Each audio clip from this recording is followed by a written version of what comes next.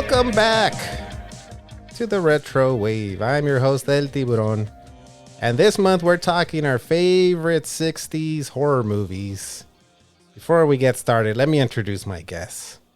From the Weber Internet Thingy YouTube channel, actor, comedian, former pro wrestler, Captain John Weber. How's it going, John?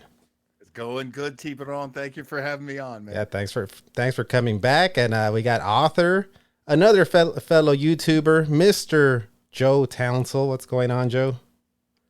Oh, Mario. Excuse me. El Tiburon.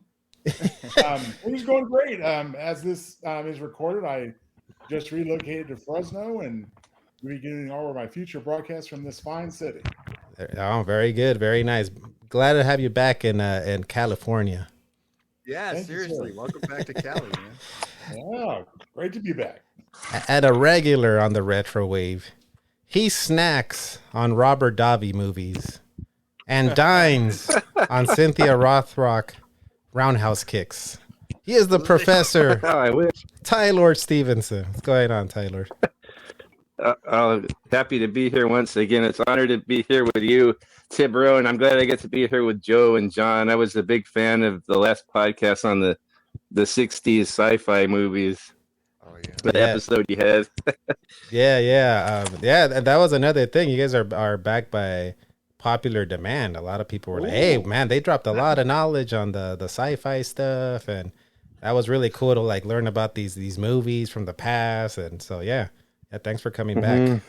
Well, that's what you get when you get a couple of sci-fi geek grandpas like us.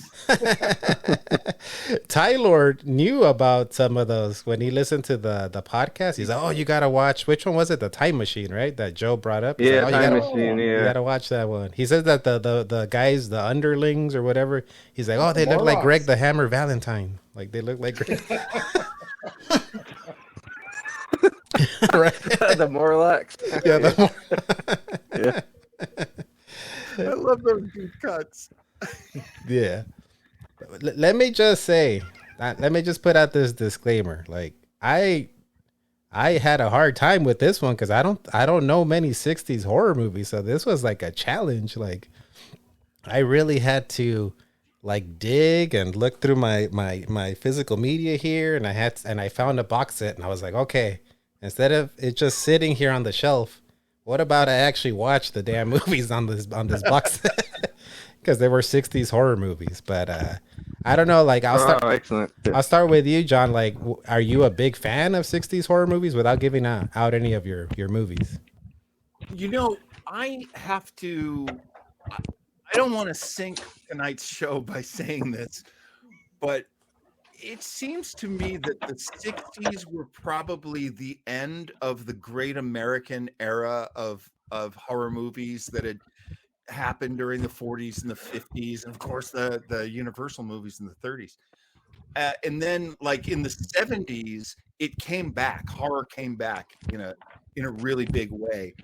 And the 60s were such a quiet time that you had artists from all over the world kind of coming in and filling in the gap. So this was really hard for me.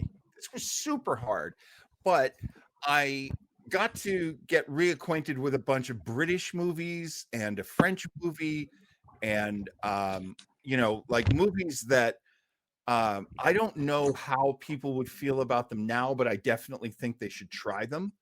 So I think tonight between the four of us, we're going to give people a lot of great ideas for movies. But it was a tough time. Unless I'm in any way mistaken, Joe Townsel, what do you think? Well, I very much agree, John. And, one thing that's indicative just visually of the era of which you speak, as far as horror movies kind of taking a little bit of a hiatus before they came back strong in the 70s, is that they were some of the last holdouts for black and white films. That's true. And everything was glorious Technicolor beyond. And it just, of course, added atmosphere and foreboding to those films. And as far as it being difficult, the difficult part was just narrowing it down to the top five because there's so many great ones. Joe is so much better with horror than I am. Like, even the ones that I've picked for tonight, some of them I had to look away for certain parts of it because I'm such a lightweight when it comes to horror. Science fiction I love. I absolutely love. I like horror, but man, it can really get to me sometimes. It's the reverse then, because last time that was all you were loving the sci-fi movies. I was loving it. Yeah, now you're in Joe's world, I think now. Welcome to my world, Mr. Weber. Exactly. He's like a puppet master. Like, I shall make you look at horrors you shall never recover from. But that's Joe. That's nice friendship with Joe. And with Tylord, I was kind of surprised, but Tylord, because we're about the same age, I think we're only off by a couple of years, but Tylord knows a lot of like the 60s. You know, a lot of like 60s movies, huh? You're like a big fan of that era. Not really. A lot of the movies I was gonna give my list to you. I realized they're not actually 60s, but like 50s movies, because it was kind of hard for me to find 5 60s movies. A lot of the movies I thought were 60s, they're actually 50s movies. Yeah. So I'm glad you guys feel the same way about that. And then 70s movies also, like some of them I wanted to pick. I was thinking they were 70s, but or 60s, but they're actually 70s. So I kind of had a hard time. Although I found some really good ones. I'm glad you gave me this opportunity to revisit the 60s, because I think I found some good ones. Yeah. I mean, there are some good ones. You have to look for them, but there are some. Yeah. I was literally at like the swap meet and found like a DVD, like it was like a trash pile of DVDs, and I was like scrounging in there, and I was I think I have horror classics, and like I love those. Yeah, it's like the ones that have like I love 20 movies on 2 sleeves. discs. Yeah, and the little sleeves. And I love the ones that have like 50 little sleeves of CDs in there with like all the like 100 B movies in there. I love those. Yeah. It's funny, guys. In as much as the 50s horror films encapsulated what was terrifying people at the time. Example, nuclear warfare, and Here Comes Godzilla. Yeah. And all the other mutant freaks of the 50s. Mm-hmm. The 60s basically gave us started to get into more the psychological, twisted mind stuff that really gets under your skin. It may not even affect you as much while you're watching it, but upon it just keeps digging in your psyche long after you've seen it. Mm-hmm. Yeah, that is a big element of the 60s movies. They are extremely psychological. Mm-hmm. And also you got to take it. I mean, a lot of the movies that I picked tonight are British, and the British film industry took a long time to recover from World War II. And so by the time they got to the 60s, they were extremely graceful, facile. What's the word I want? They were able to really pull their movies together and make some really great movies that didn't look as scroungy as their 50s movies had, for example. Right. Okay. Well, there's a lot of meat on the bone, so we're going to get right to it. But you guys know I got to pay the sponsors. So, we're going to take a little commercial break, come right back and rank our movies.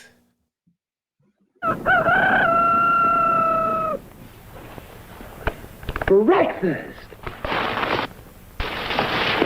I'm hungry!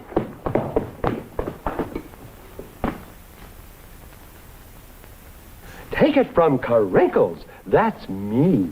The best breakfast under the big top is Post Sugar Rice Carinkles. So crinkly, so delicious, so different. Each grain of rice in Sugar Rice Carinkles is carinkled with honey and sugar. It's so good, I crinkle every time I eat it. Yet, no matter what other rice cereal you've ever tried, you'll love Post Sugar Rice Carinkles best of all. Honey and sugar make it different and wonderful. A circus of fun to eat. So you crinkle on down to the store for Post Sugar Rice Carinkles, the greatest cereal treat on earth. And they've been feeding us these diabetes-inducing cereals for a long time. Yeah, I'm surprised we didn't get fatter and diabetic sooner. Are those like Sugar Smacks? They look like Rice Krispies, but I guess with sugar. Oh, okay. Oh, okay. Yeah. With Crinkles the clown. Crinkles had he was scary. Like his face exploded off that. Oh, you know Crinkles the clown? Oh yeah. No, this was I think back when I was running my Tumblr, I would put up one of the things I would put up was scary clown stuff. And I remember him being a strong contender. It's funny enough. I put on YouTube 1960s commercials, creepy, and that's the first one that came out. It was it's just a creepy 1960 commercial, and it's that Crinkles the clown one. Yeah. All right, so this is where we're gonna. Isn't it interesting that just about 10, 15 years later that the word sugar become like the N-word of cereal titles? I mean, sugar Smacks, Honey Smacks, and et cetera. With the hard R, sugar with the hard R.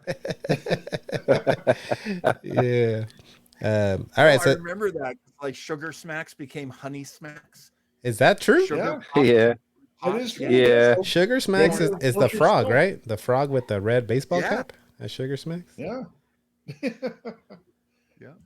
Yeah. Although I think Sugar Bear was there. Do you remember that, Joe? Yeah, Sugar Bear. Yeah, Sugar Bear. Golden I don't Crisp. know if he goes by that name anymore. I think his little sweater has no words on it anymore. Yeah, maybe he's Honey Bear. But Sugar Bear is Golden Crisp, right? Golden Crisp. Oh yeah, Golden Crisp. Yeah. Because he had the little jingle. Can't get enough of that Golden Crisp. Remember? And it was originally can't get enough that soup. Really, that Sugar Crisp. I mean, again, recognizing the evil word. I love that we got Tiburone to sing. That's my favorite thing so far. So they used to have these sugar Rice Krispies, and then they got rid of the sugar with the Rice Krispies. But anytime I ate Rice Krispies, I would just layer on sugar. So why did they even get rid of the sugar? It was like my mom used to say, we can't get Frosted Flakes, but we'll get Corn Flakes. And we're putting 3 pounds of sugar on every bowl. Yeah. What made no sense though was putting a bunch of sugar on Cheerios, because it went through the little hole, just went to the bottom of the bowl. Yeah. I'd live for that. But you had your sugar water at the end, so sugar milk. Yeah, exactly. Yeah. All right, well, this is what we're gonna do. We each picked 5 horror movies from the 1960s. We're gonna go from number 5 to number 1. And I just, randomly, I'm picking John to go first. So we're going to listen to a trailer for everybody's movie. I've noticed one thing about these trailers. They're long. I don't think they had radio TV spots, 30-second spots back in the day. You're right. Yeah. It might be cinematic. I think they might have been played in the movie house. Yeah, it's almost like the cliff notes to the movie. Okay. Even when I was watching some of mine, I was like, oh, yeah, I forgot about that's part of this guy was in that movie. So often trailers were made separately from the movie. I mean, it was almost a short film. It wasn't just taking scenes from the movie and. Where would they show that, on TV, or if you were to go watch a movie at the theater? I think there was more theatrical trailers. Oh, okay. All right. I think so. Yeah. So we're gonna check out John's trailer to his number 5 pick, and then he'll drop the knowledge on the movie. Do they ever return to possess the living? 20th Century Fox, which presented Deborah Carr in Heaven Knows Mr. Allison, and such outstanding motion picture immortals as Snake Pit, Gentleman's Agreement, and Peyton Place, now gives you The Innocence. Based on the Henry James chiller of macabre evil. Brilliantly adapted for the screen by William Archibald and Truman Capote. Return to possess the living. You can see. You must.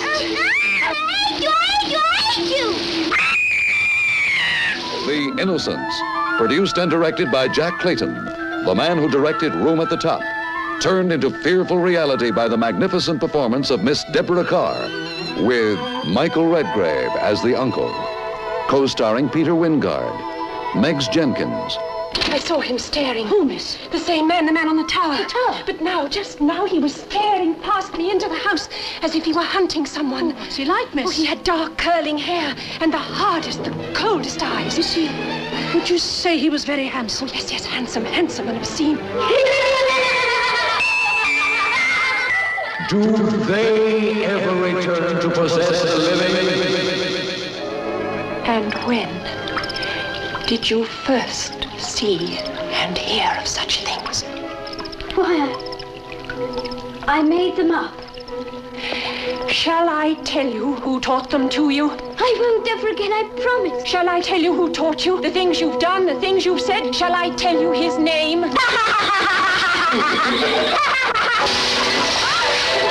Perhaps the most controversial concept in human relationships ever presented on the screen, with one of the world's great stars, from the man who directed Room at the Top, a new and adult motion picture experience.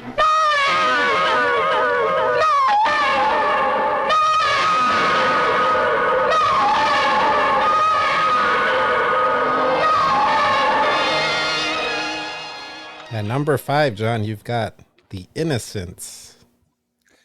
The Innocence is a movie that will seem very familiar because it is based on the Henry James novel Turn of the Screw, which, as much as there's a sex joke there, no relation at all to any of that.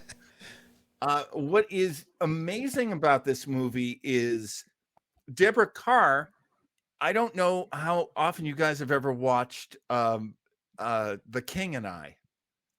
Oh, yes. But she is Anna. She's the I from The King and I. And so she, has, at this point, already played one of the most famous governesses in movies. She's very well known for that. And so she's playing a governess in this movie, The Innocence, which is from 1961.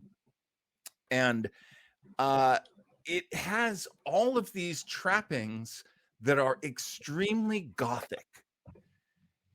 I had never seen this movie before.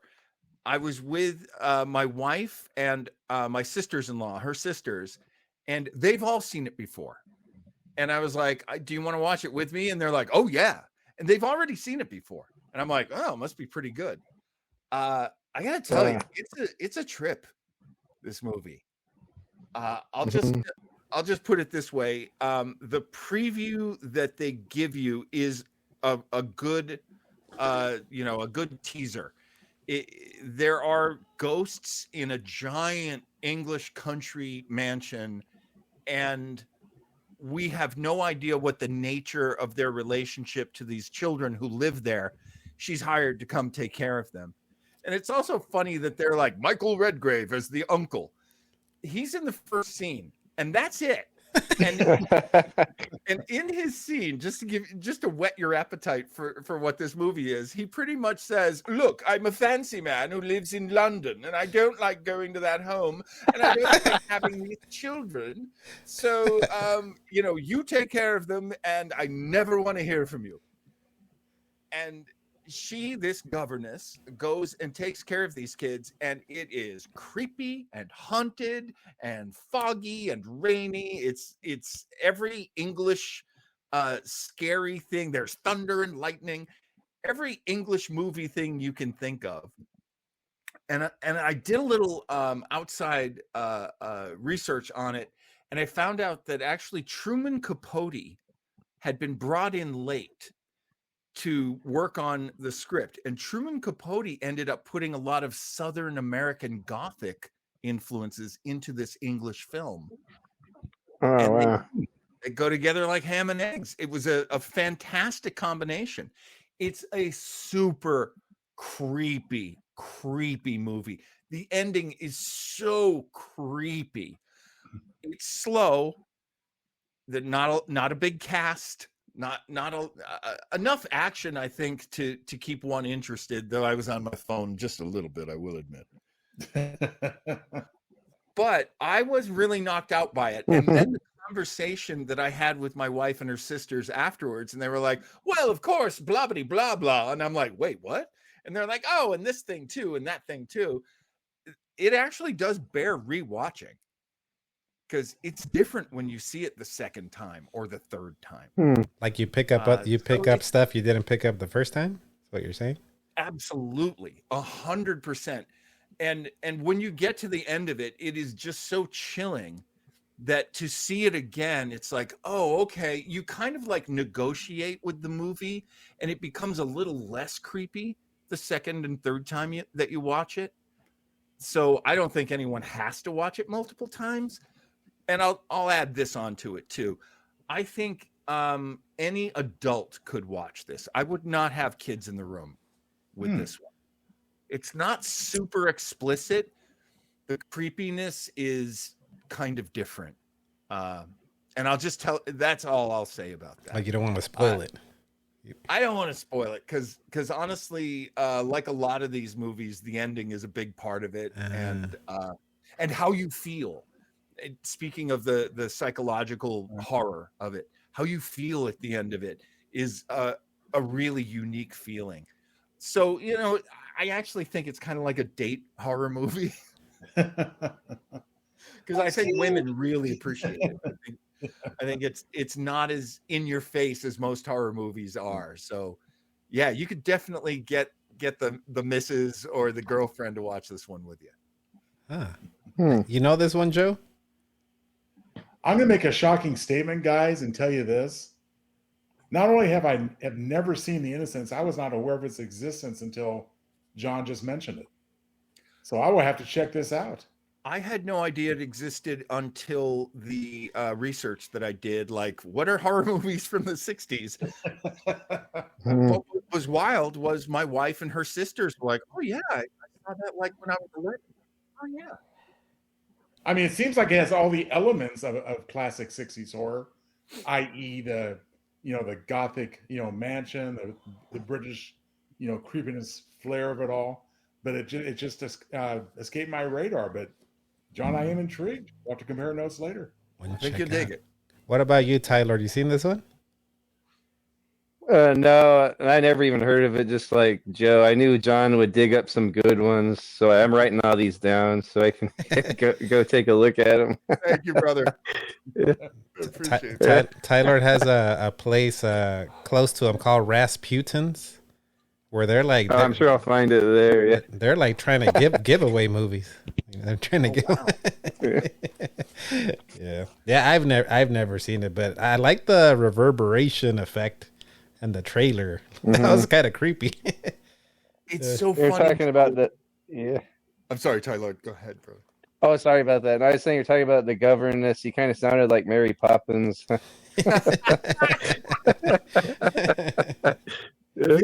You know what? Yeah, you got me going there. This is like a nightmare Mary Poppins in a way. Yeah. Oh, yeah, you're right. Oh, damn. Yeah. Spooky Mary Poppins. Just a spoonful of sugar and then medicine goes down. Man. How about honey? Let's not go there. Spoonful of honey. As if musicals weren't scary enough. All right. Yeah. All right. Well, we're going to go now. We're going to check out the trailer to Joe's number 5 pick here. Oh. All right.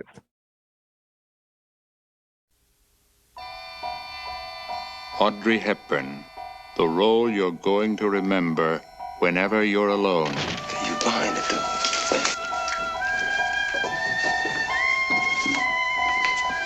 She's alone, stay there, still don't move.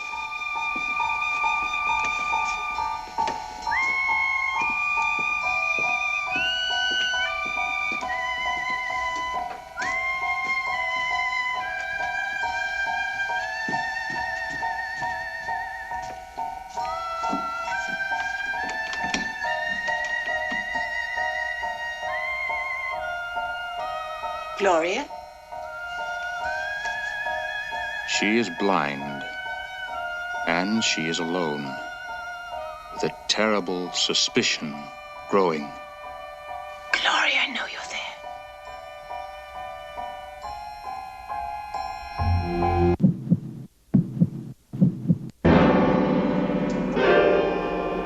You went right down the list and told me that the doll linked Sam and Mrs. Rote. And now Mrs. Rote's dead. Murdered right next door. But maybe I was wrong. That doesn't matter. If you thought that way, the police will think that way.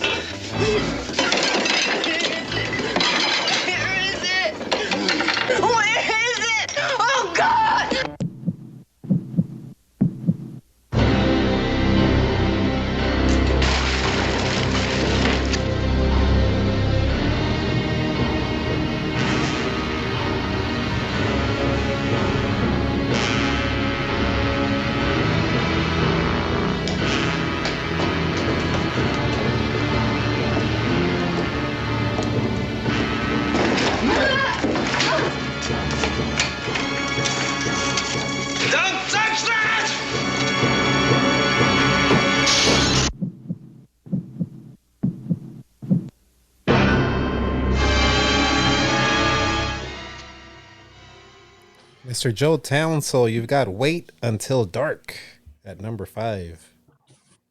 Yes, indeed. You know, I have to say, first of all, that this, you know, film released in 1967 really caught a lot of people off guard as far as the Audrey Hepburn fans, myself included, because, you know, prior to this, we had, you know, Charade, My Fair Lady, you know, lighthearted escapist fare. And wow, I mean, this is, I think it's accurately described as a suspense thriller, but it really is a horror choice as well.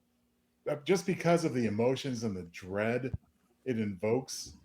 I mean, you heard the heartbeats there in the trailer. I mean, that is the poor woman in the dark, and you're right there along with her. I mean, the last 10 minutes, the most suspenseful act. I mean, you're right there with it. I think many theaters actually darkened their theaters to the limit.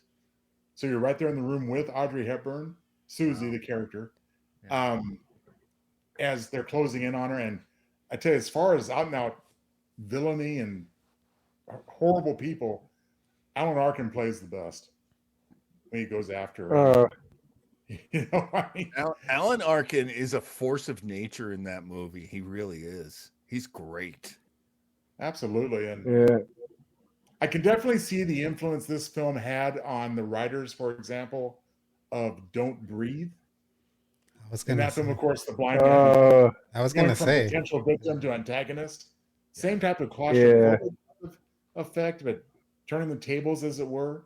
Yeah. But, and, you know, again, Miss Hepburn is so sweet and lovable, and it was just terrifying to see her in this, you know, really dangerous situation where her life was. You never felt for a minute that they were going to have an easy out for this. I mean, you knew that she was in danger.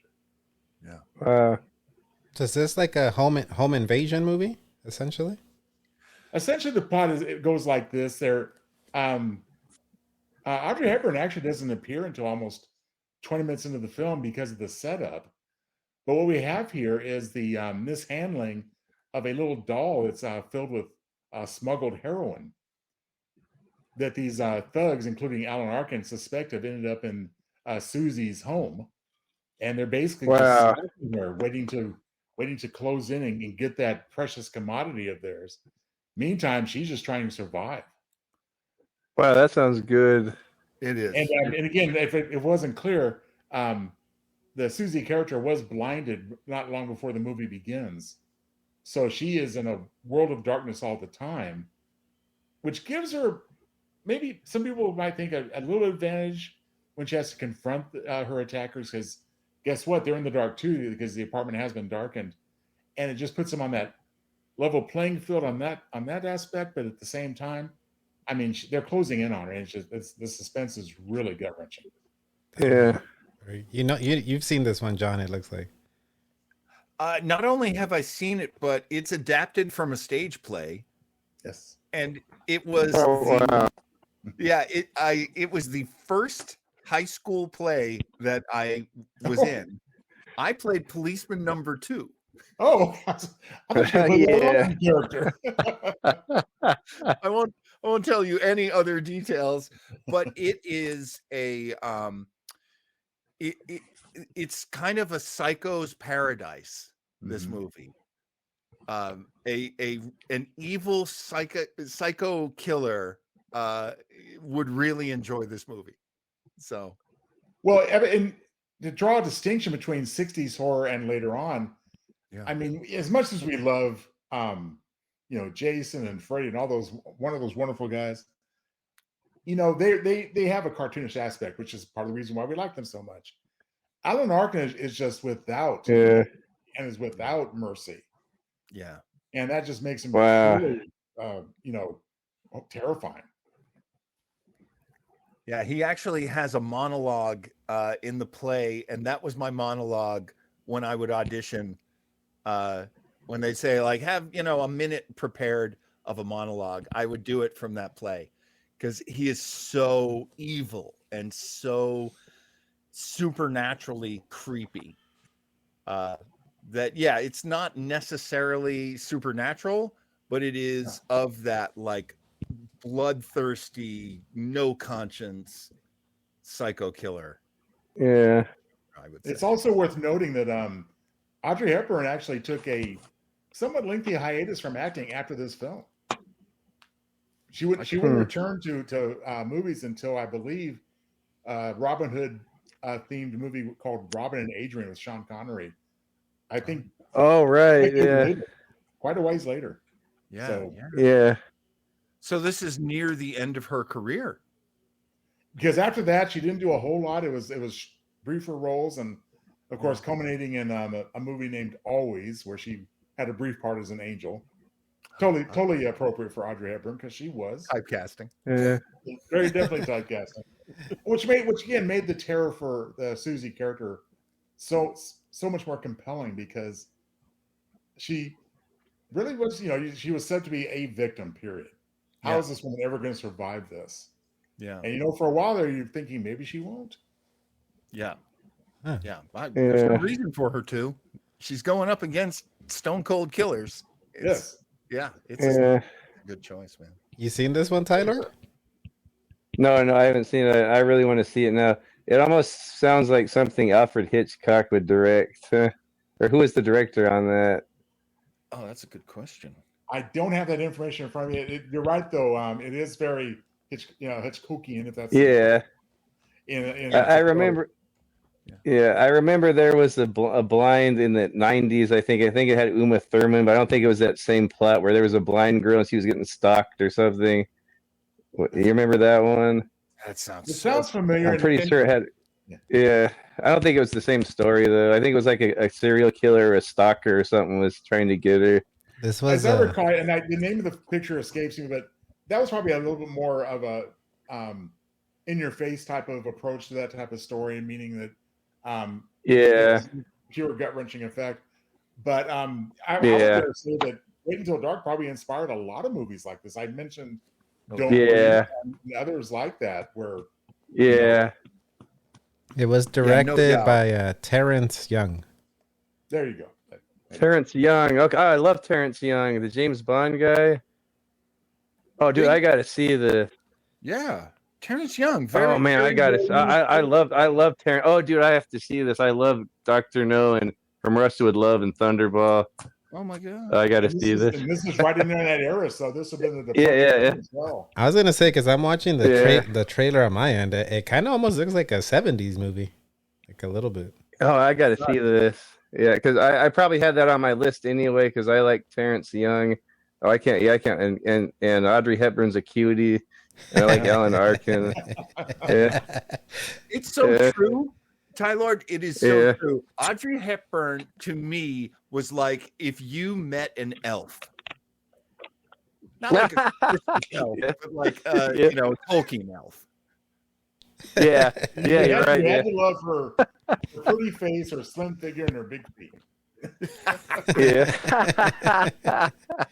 Audrey Hepburn was hardcore. She actually was in Paris during the Nazi occupation of World War II. Wow. And she was a spy, and she got a lot of those evil bastards killed. Really? Oh, excellent. That's crazy. Yeah, she was part of the Maquis. She was part of the underground. She was like, excellent. She was like hardcore. She was like Black Widow from the Avengers. Yeah, and in the later years, she did a lot for children's charities as well. Yeah, made such a great Black Widow. Oh my god, I would have loved that. Yeah, cool pick. You writing these now, Tylord? Next time you go to Rasputin. Yeah, I'm writing these. Heck yeah. Yeah, all right. I'm gonna go next. I'm gonna put the trailer for my number 5 pick here. The curse of the werewolf that was laid on a baby who grew into a man possessed by a monster.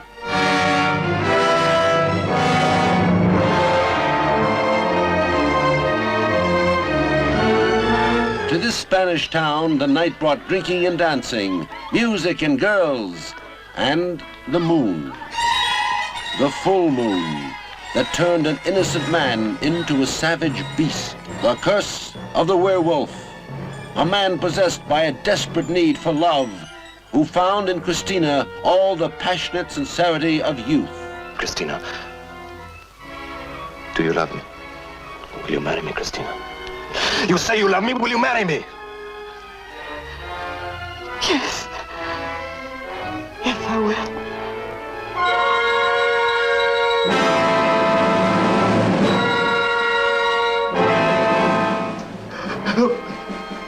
Help me! Get away! Get away! No. Get away! No. No!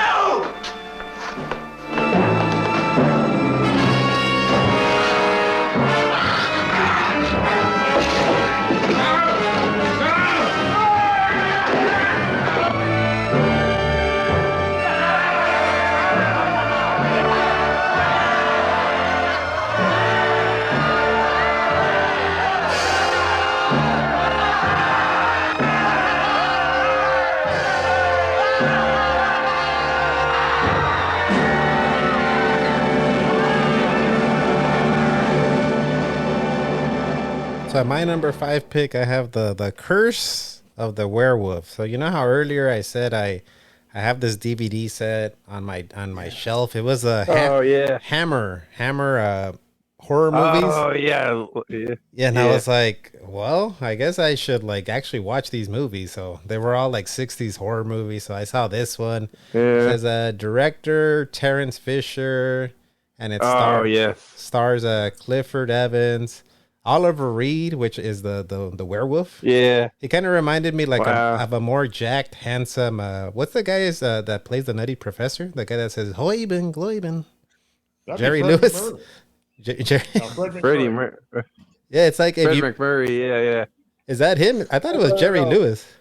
No, Jerry Lewis. Oh, Jerry Lewis. Yeah, I guess he was the absent-minded professor. Oh, you're thinking of that was right. It was either. Yeah, don't mix up the absent-minded professor with the. That's it. Absent-minded professor is Fred McMurray. Yeah, Oliver Oliver Reed, kind of like the guy that's the werewolf, was like, oh, this is like if Jerry Lewis and wrestler Sean Stasiak had a kid. Like, this would be Oliver Reed. He's like a big jack guy. Yeah. That's pretty much Oliver Reed is a legend. He is a legend. Yes. What the last movie he made, was it Gladiator, where he's like the guy who runs the sort of minor league? Yeah, I think so. Yeah. Arena, and but he's like one of the legendary drinkers, fighters, like two-fisted actors. He's in Oliver. He's in the 1970s Three Musketeers movie, where he plays Porthos. He's a legendary guy. He's in the musical Tommy. Really? And don't forget one we recently watched on our show, Burnt Offerings. Oh my God, Burnt Offerings! Holy cow! And we were talking about the 70s, so many great horror movies, and one of them. Yeah, Oliver Reed is amazing. I've never seen that one. I've got to see it. Yeah, it's a Hammer horror movie. Too, yeah. It's pretty much a werewolf that invades Spain, and it's really. I think the werewolf looks really cool too. I'm like this. The only thing I gotta say, guys, is that listening to the trailer, without the visual anyway, it seems it plays like a Dragnet episode, like Nature Protect the Innocent. If it wasn't for him calling out the Cynthia versus Leslie, I'd say this is Joan Rivers' story. Yeah. There's a lot of love making, a lot of biting, a lot of killing, and the transformation. The transformation looks pretty cool. At one point, he's like, I think he's like gonna make love to a woman, and he starts transforming. And it looks pretty good, actually, awesome. for it being a 60s movie. You got to remember that the 50s was all about like sexual repression. And then in the 60s, like the doors opened up and it was, all the freaks came out. The woodwork. You know what? And watching these Hammer movies, I was like, some of them have a lot of like rapey vibes. Like, there's always like a guy trying to like force a woman against her will. A lot of the movies I saw. Frankenstein was bad with that. And that's the Hammer ones. if you'll accept me saying this, like I have no expertise. I'm not a professor or anything. Yeah.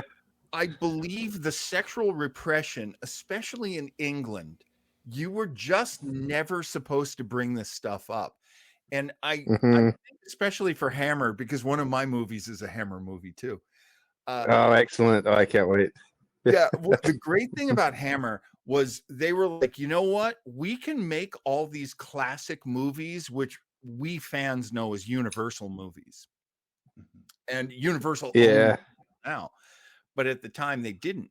And when they were like, we're going to remake Dracula, we're going to remake Frankenstein, we're going to remake the Wolfman, but we can do it in color. No one's done it in color before.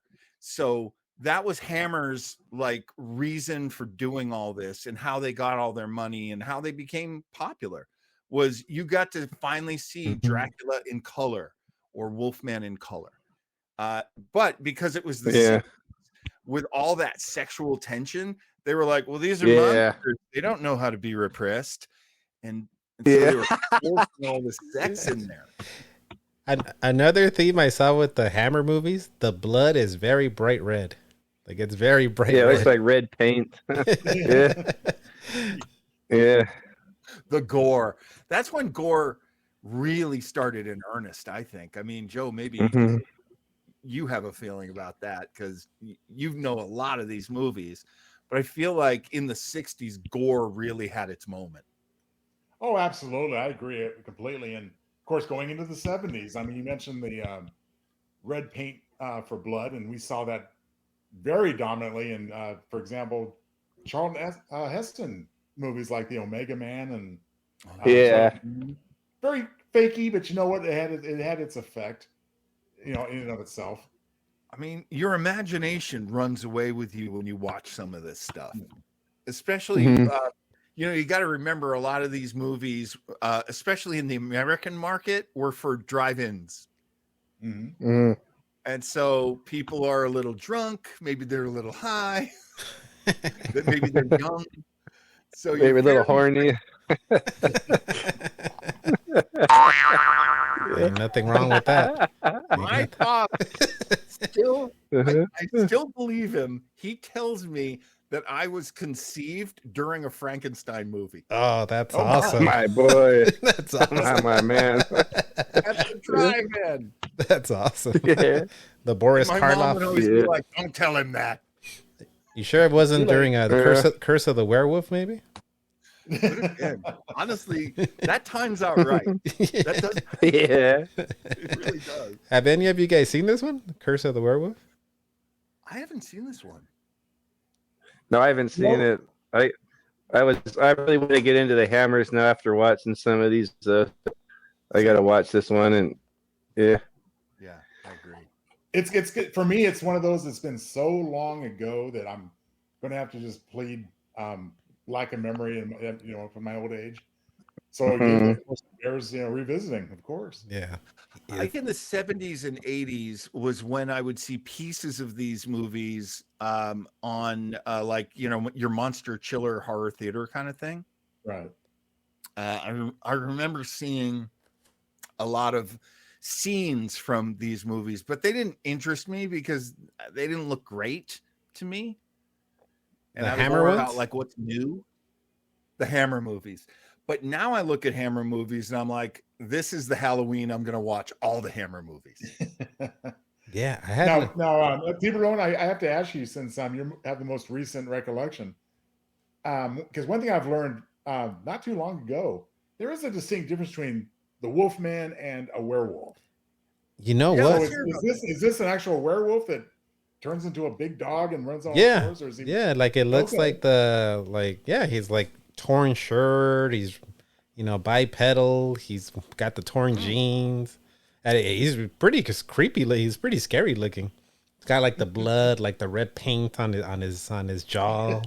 Like he's scary. He's like tearing off like doors off their hinges, and you know, doing like ECW matches with the prisoners with other like guards there. It's pretty cool.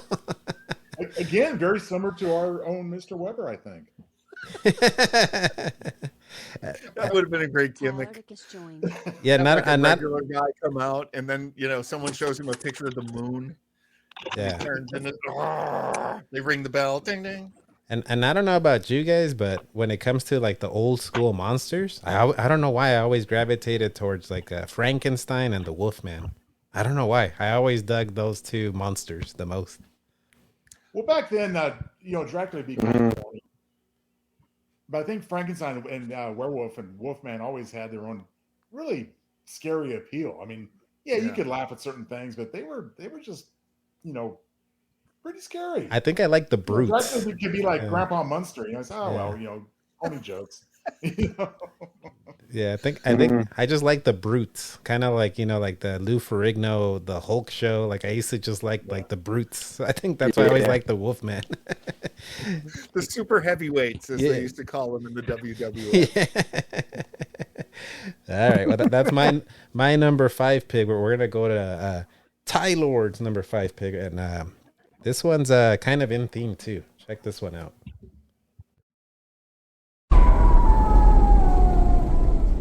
At this lonely crossroad in the Carpathian Mountains,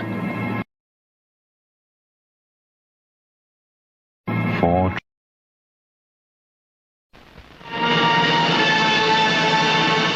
No coffin could ever hold him.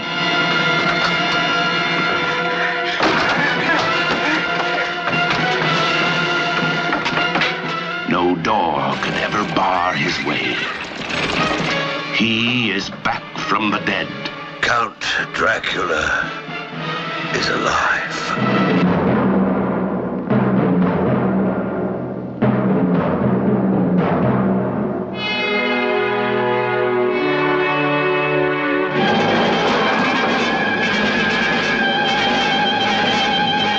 Dracula has risen from the grave. Dracula, the most fearsome name in any language. The most feared being ever to haunt the living.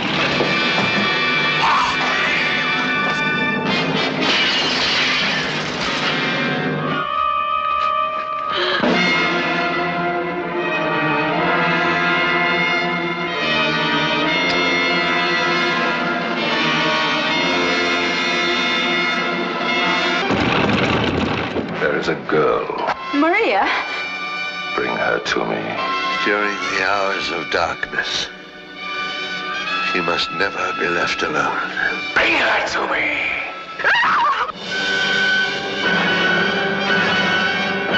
Christopher Lee, Rupert Davis, Veronica Carlson, Hammer's new star discovery, Dracula's most beautiful victim. Dracula has risen from the grave. To resist him is useless. To rise against him is futile. To know him is eternal damnation.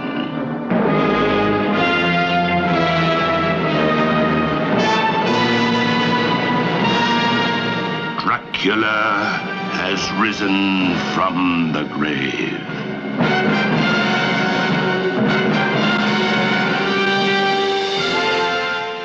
At number 5, Tylord's got Dracula has risen from the grave. All right, yeah, staying on the Hammer theme. Yeah, and I know there were others that came before this. There was the Horror of Dracula, which actually was 59, and then there was a couple more before this one, but I kind of like this one the best out of the 60's ones. It's my favorite out of the 60's Hammer Dracula movies. I think it's the first one where Christopher Lee. No, he came back to the one before this. But this is the second one since his return since the Horror of Dracula.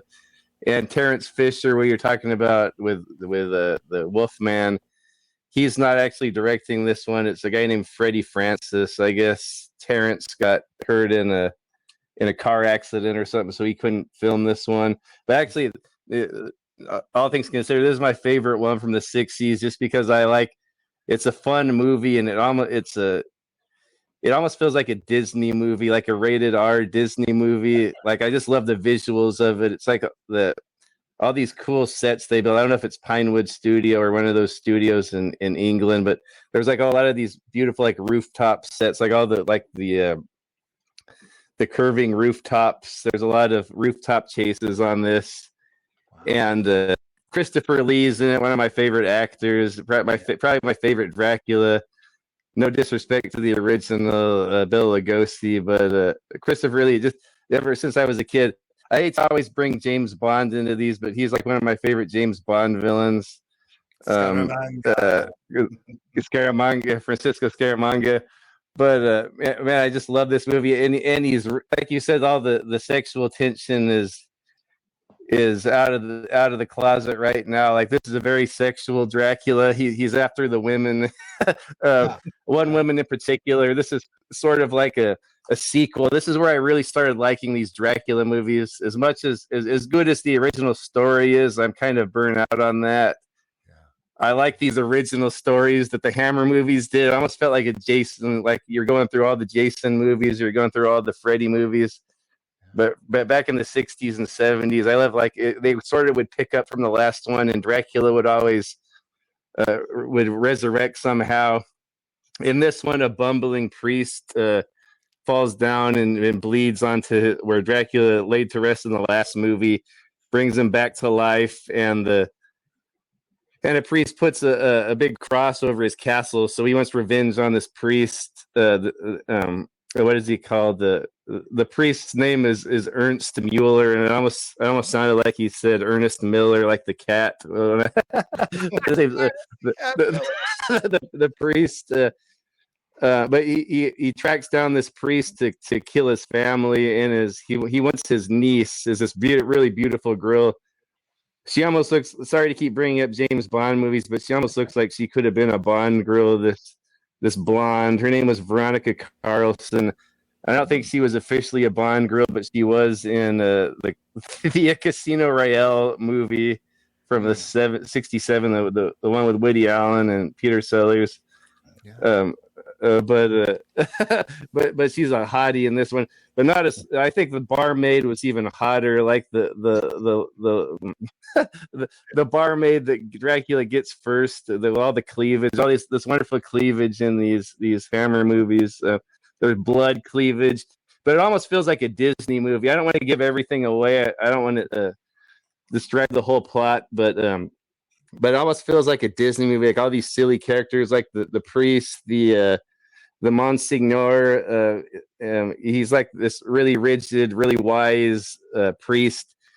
He's the one that he's like sort of like an exorcist, and he's the one that the townspeople were crying to him to stop Dracula's curse. So he went and put the cross on the Dracula's castle door. But his daughter, his niece, is the girl that Dracula's after in this, and she's the leading lady. And then the leading romantic lead, and this is this guy named Paul. I noticed every one of these Dracula movies, the lead young man's name is Paul for some reason. But I really like Paul in this. He's like this young guy that works at a pastry for a pastry baker, and he works at this bar. And like I said, there's a hot barmaid there with a lot of cleavage. But I really like his boss in this. His boss seems like a Disney character, the guy he works for, and even Paul seems like the leading man in a Disney movie. And he's like an atheist. He's an atheist, and he's really straightforward. And when he meets with the priest, it's really awkward. I really love the scenes with him and the priest. Really awkward. And Dracula's in this. Christopher Lee. He doesn't have too many lines, but he has wonderful presence in this. I love, like I said, all the scenery, all the rooftops. Looks really cool, almost like a live action Disney movie. So yeah, that's probably all I'm going to say about this. And it. So yeah, I would check this one out if you haven't seen it. I'm sure probably most of you guys have seen this one, but Dracula Has Risen from His Grave from 1968. Freddie Francis directed. I like this movie. Never seen it. Joe or John, have you guys seen this? No, I haven't seen this one. Oh, okay. I'm happy to say that I have. It's been a while. Oh, excellent. I do remember all the wonderful aspects of the movie that wonderful cleavage. Yes, exactly. Yeah. I just got through calling Dracula corny, and now I'm kind of afraid he's going to come after me tonight. I mean, sorry, Doug.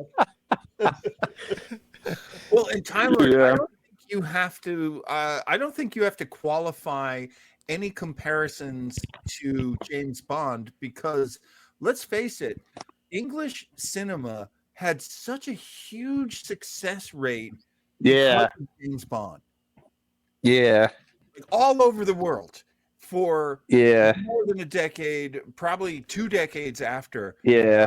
James Bond movies were such leading, cutting-edge movies in terms of special effects and creating this huge experience. You see beautiful girls and beautiful locations and gorgeous music and these great special effects and gadgets. And, a lot of that stuff does turn up in other movies.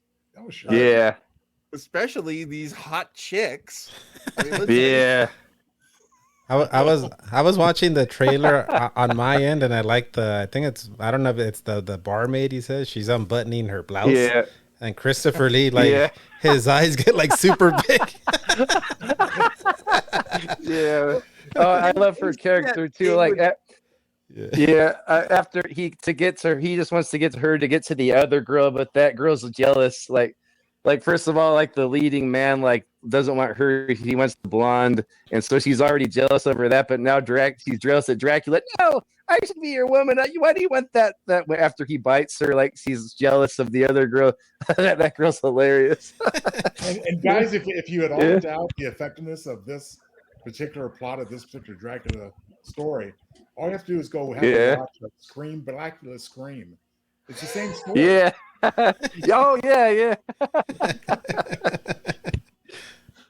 I think you and I had discussed, I think, that on our show Retro Rangers, which is another streaming live show, weren't we going to watch Dracula Scream this year? Well, yeah. I mean, that's one of the ideas down the pike, and all I can say is stay tuned. But we have a few. Excellent. We have the so-called blaxploitation films in mind to have a look at on.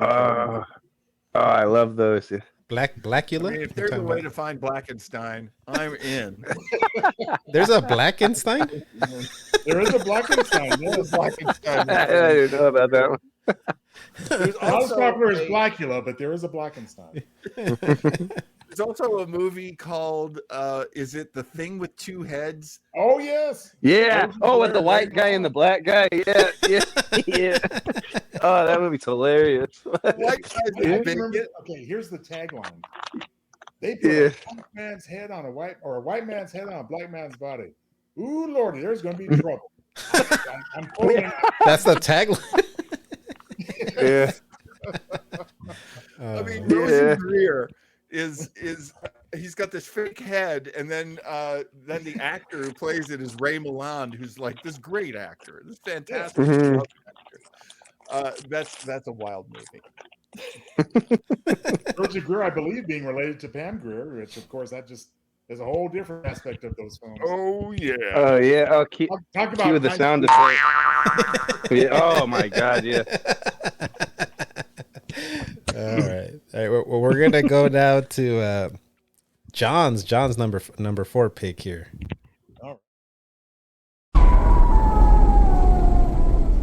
At this lonely crossroad in the Carpathian Mountains, 4 travelers find themselves abandoned at nightfall by a local coach driver who was afraid to go any further.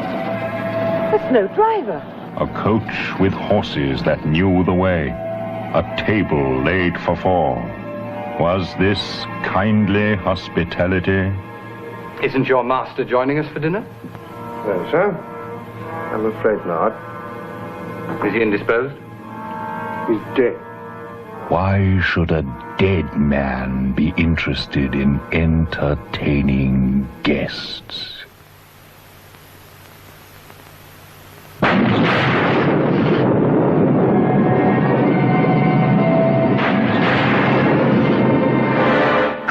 Dracula, Prince of Darkness, King of the Vampires.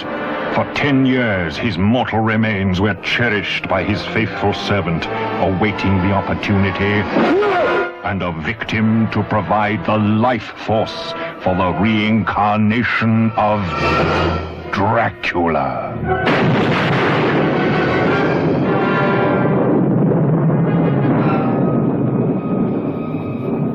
A strange premonition warns the guests at Castle Dracula that their host is ready to receive them.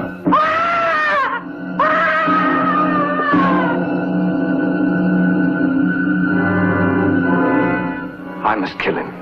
He is already dead. He is undead, Mr. Kent. He can be destroyed, but not killed.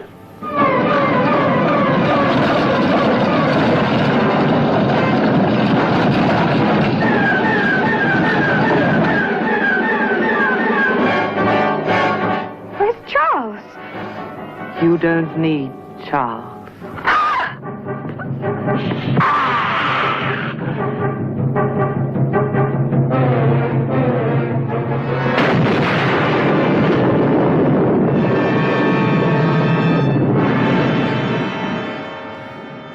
Hammer hat trick. John's got Dracula, Prince of Darkness at his number 4 pick. Yeah. I think Tyler, I'm not sure, but I think this might be the movie that came before your pick. Yeah, I think so. Yeah, Yeah, it was like 67 or so. This one's 66, and Tylord's was 68. Okay. Yeah. Yeah. Okay. Yeah. And so, you know, there's not a lot I can add because as we've been discussing Hammer, they're just great movies, especially from like our point of view, because it feels like the 60s feel now as far away as the 30s. Yeah. So as awesome as the Universal movies are, the Hammer movies are still just as legit. But when I was a kid in the 70s, I would look at them and be like, I don't know if Dracula should have sideburns. You know, I don't know if everybody should be like smoking and drinking in a Dracula movie. But it's the 60s. I'm not sure I should be seeing that much cleavage, but I'm not. Yeah. But I will throw a couple of Hammer things that I picked up.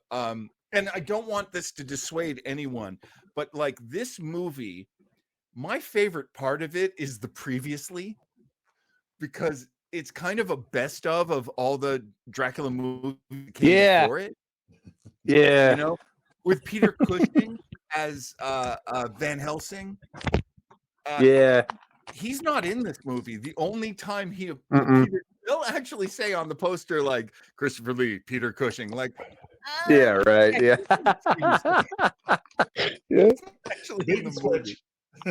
And here's another thing about this movie that just bowled me over. First off, it took a while for Dracula to show up. That happened. Yeah. But Dracula doesn't speak in this movie. Yeah. And they interviewed Christopher Lee at one point, and they said, why did you do that Dracula movie where he didn't speak? And he said, because I looked at my dialogue in the script, and I said, I can do it. He opted just not to read the lines? He was like, why do you have such a chatty vampire? No, Dracula's not chatting. I am not doing these lines. So we're like, okay, crossed out all his lines. Yeah, but it's effective. It's still scary. It's still full of dread.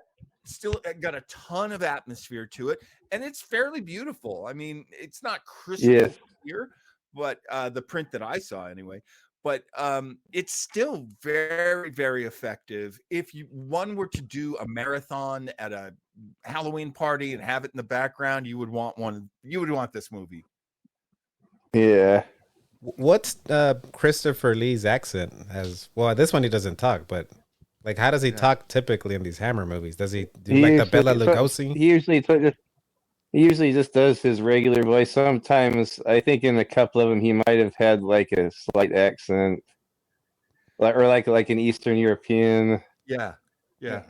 I think that's what it was, Tylord. I think T. Barone, there was a because I hear it a lot in the radio shows that I play. Weber's Webo Mystery, if I may.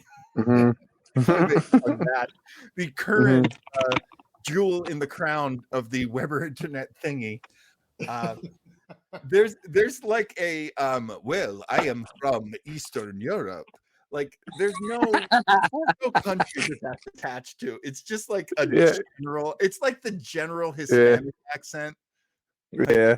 Oh yes, I speak Spanish. Like this like this accent right here. This accent. No, yours is too much information and shit, man. Like that Mexican accent. Too much information and shit, man. Well, guys, I'm disappointed in all of you because it's obvious the accent that Dracula has, and that's, of course, a Transylvanian accent. Right. Yeah. Whatever that is. Right.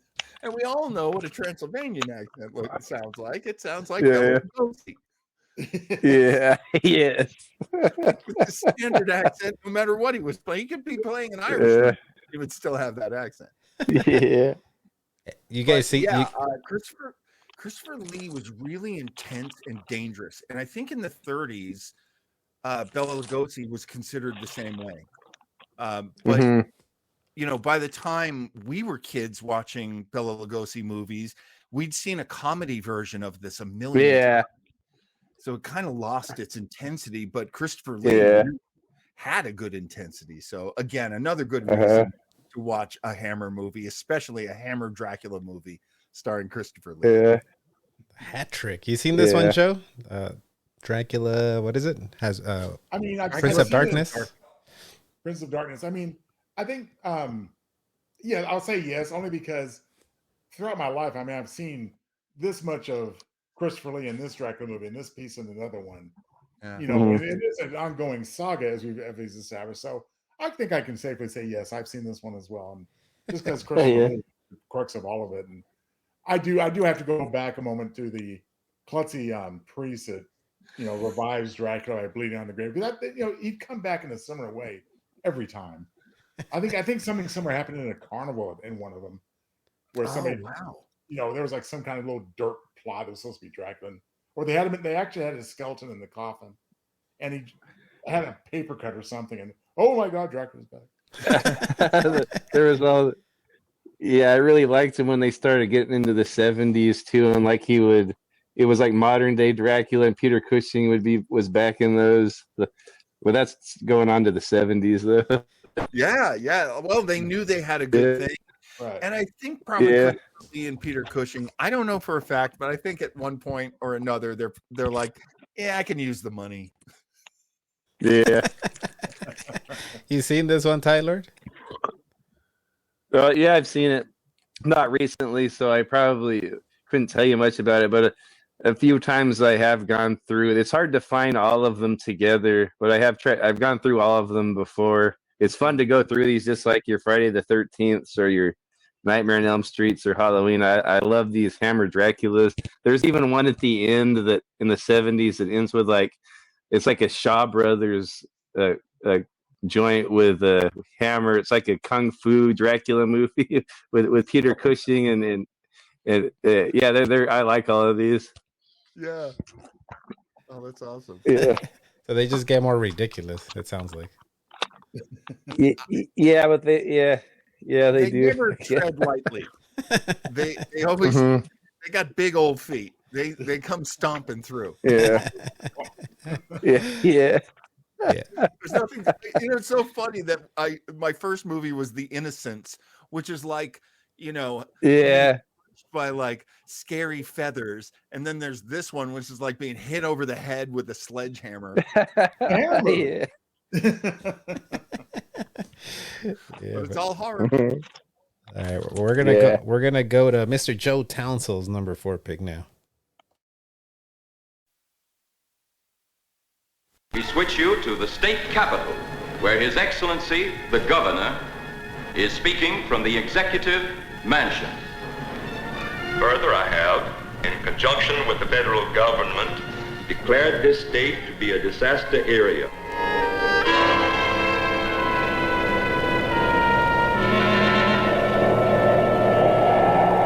I was sent to keep you here until they come. To kill me.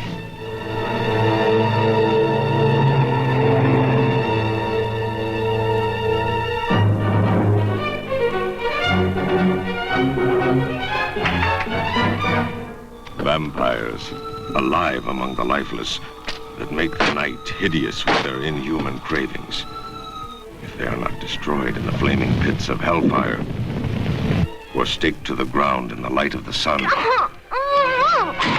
will the unbelievable become real? A world of inanimate zombies by day, irresistible, horrifying attackers by night.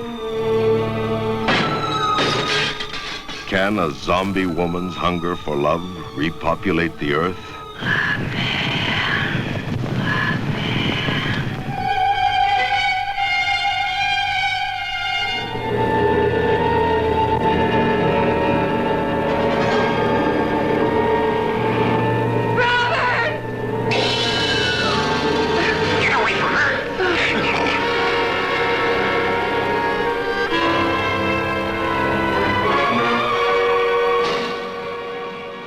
Mr. Joe Townsel, you've got The Last Man on Earth at your number 4 The pick. Last Man on Earth, starring Vincent Price. You know, I got to say, for one thing, I'm glad to continue the vampire theme of recent picks. That's a good thing. Yeah. Are they vampires or zombies? Because I heard them say vampires and zombies.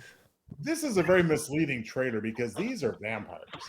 Ain't no zombies in this. At least not the George Romero type that we're gonna maybe talk about later. But no, I mean, yeah. It's based on the novel I Am Legend by the very prolific, one of my favorite authors, Richard Matheson. And to date, it's the most faithful adaptation of that novel, although I think it's a great film because of just the mood it sets. A lot of people kind of find it lackluster and Vincent Price uncharacteristically underacting for a change in his performance as the protagonist. I don't know why they felt the need to change his name from Neville to Morgan, but they did. And it's given its very low budget and being filmed in Italy, I believe. It's even when they're on location, it seems like they're on a soundstage. It's just that strange looking. But the story carries it. I mean, the story is horrific. And again, I don't know why we had to have the title change because the significance of the I Am Legend title is very substantial, especially in this, the most faithful adaptation of the book, because Robert Neville is legend. They didn't just take this movie was remade twice, or it was adapted twice more. Omega Man with Charlton Heston in '73, which in and of itself is great, you know. Yeah. And also entertaining was Will Smith's in 07, although that was so far removed at that point. I'm thinking, whatever, you know. We got CGI mutants running around, great. But no, but I mean the because it's so cheap looking and it is so kind of subtle, and when truly horrific things happen, especially after dark, it really has kind of a gut punch effect to it. And leading up to the conclusion where what does the title mean? Well, you'll find out when you see what the significance of being a legend is to Robert Morgan, meaning Robert Neville. And it's really entertaining to watch, and I invite everyone to do so if they haven't. You seen this one, Tylord? Yeah, this almost made my list. Actually, I like Joe was saying, this is probably my favorite adaptation of that Richard Matheson book. And I like Vincent Price. Like, I haven't seen him play. Whoa! I mean, he's usually actually in The Fly, he's not too weird of a guy, but usually you associate him with being a weird, creepy guy, but he kind of underplays it in this one. I like it, yeah. And it kind of has shades of what's to come later, like Joe was saying with George Romero stuff. Like the vampires are more like what we see as zombies now. But they do talk, and they're saying, "Morgan, come out! We're gonna kill you!" At nighttime, they're trying to get Morgan. I know I like this one. Yeah, in the daytime he goes and he finds them and Visit Price during the daytime he seeks them out and stakes them in the heart. At nighttime he goes home and chills out, and they're all outside of his house. Morgan, come out! We're gonna kill you. I like it. Yeah. That is super creepy. You seen this one, John? Yeah. I haven't seen this one. I have seen the remakes. Omega Man to me was one of the earliest horror movies I ever saw. And I think I saw it on like the CBS Friday night movie or something while my parents were out. We used to be able to con my babysitters into letting us watch terrible movies that we weren't supposed to watch. Yeah. And, that was one of them. And I didn't hate the Will Smith movie, but yeah, it's pretty far off the story. So I would love to go back and see this one, honestly. Mm-hmm. Yeah, I was watching like I said, you'll see the most faithful adaptation of the book, which is a very quick read of 115 pages or so. Yeah. Mm-hmm. Which serves the story. Again, just don't expect a lot of high emotion. Yeah. Which I guess when there are legitimate scares and reactions, make them even more intense. But it just the general atmosphere. I mean, the staking during the day that we talked about, and throwing the poor victims of the plague into the burning pit. Yeah.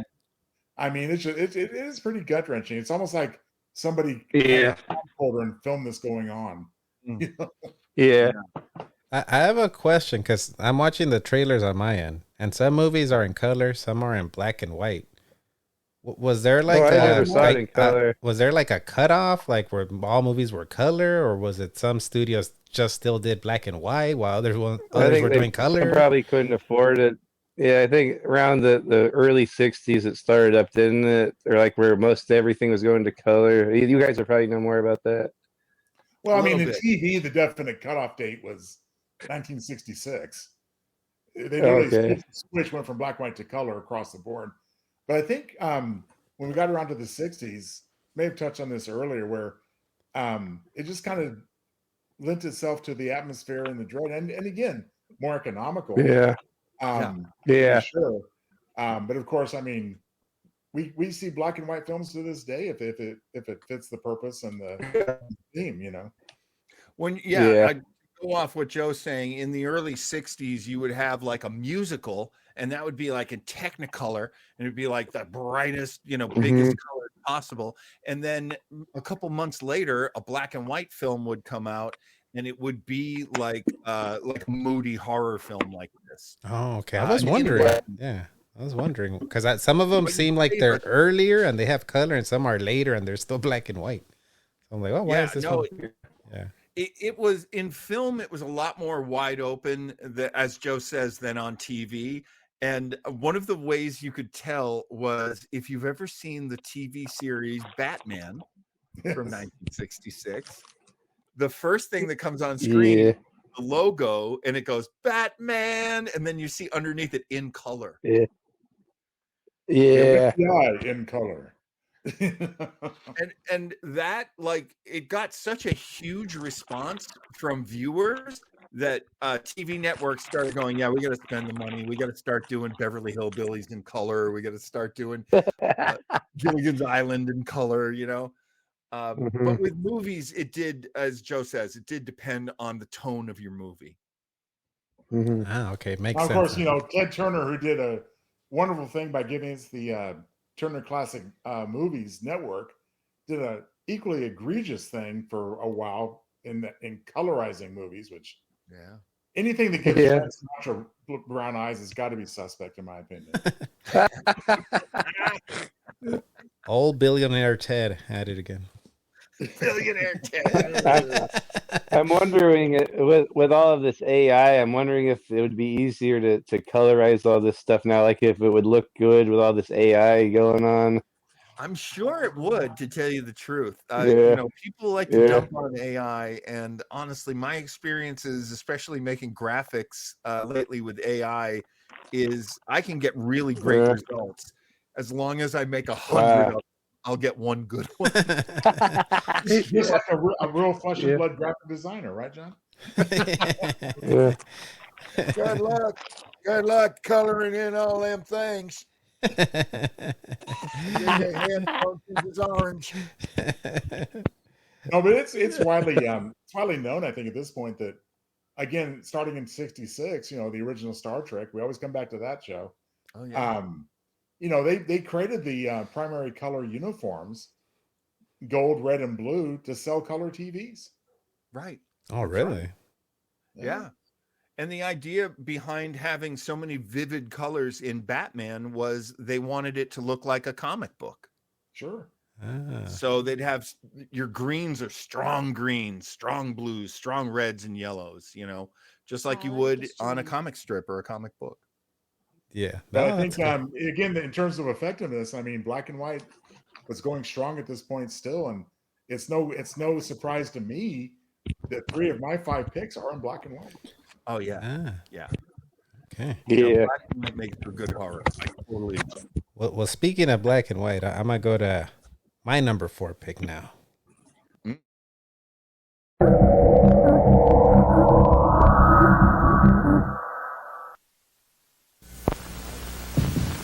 Welcome to a night of total terror.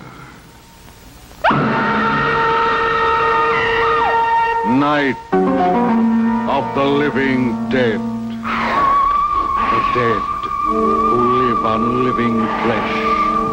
The dead whose haunted souls hunt the living. The living whose bodies are the only food for these ungodly creatures.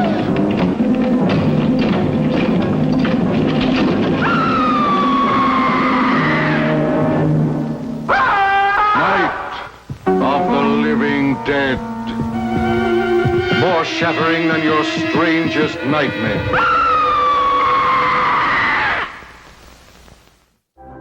At number 4, I've got Night of the Living Dead. I said black and white, but I'm watching the trailer. It was in color, but I saw it. I've only seen it in black and white. I've never seen it in color. You're watching a trailer for a colorized version. Yeah, but George A. Romero's. I hadn't watched this one in a while, and I watched it again recently. It's really grim. Like, sometimes you watch horror movies and there's like the final girl and like a happy ending. This one is like, damn, this is like a grim ending. Spoiler alert, but you've had like 60 years to watch this, so you should have watched it by now.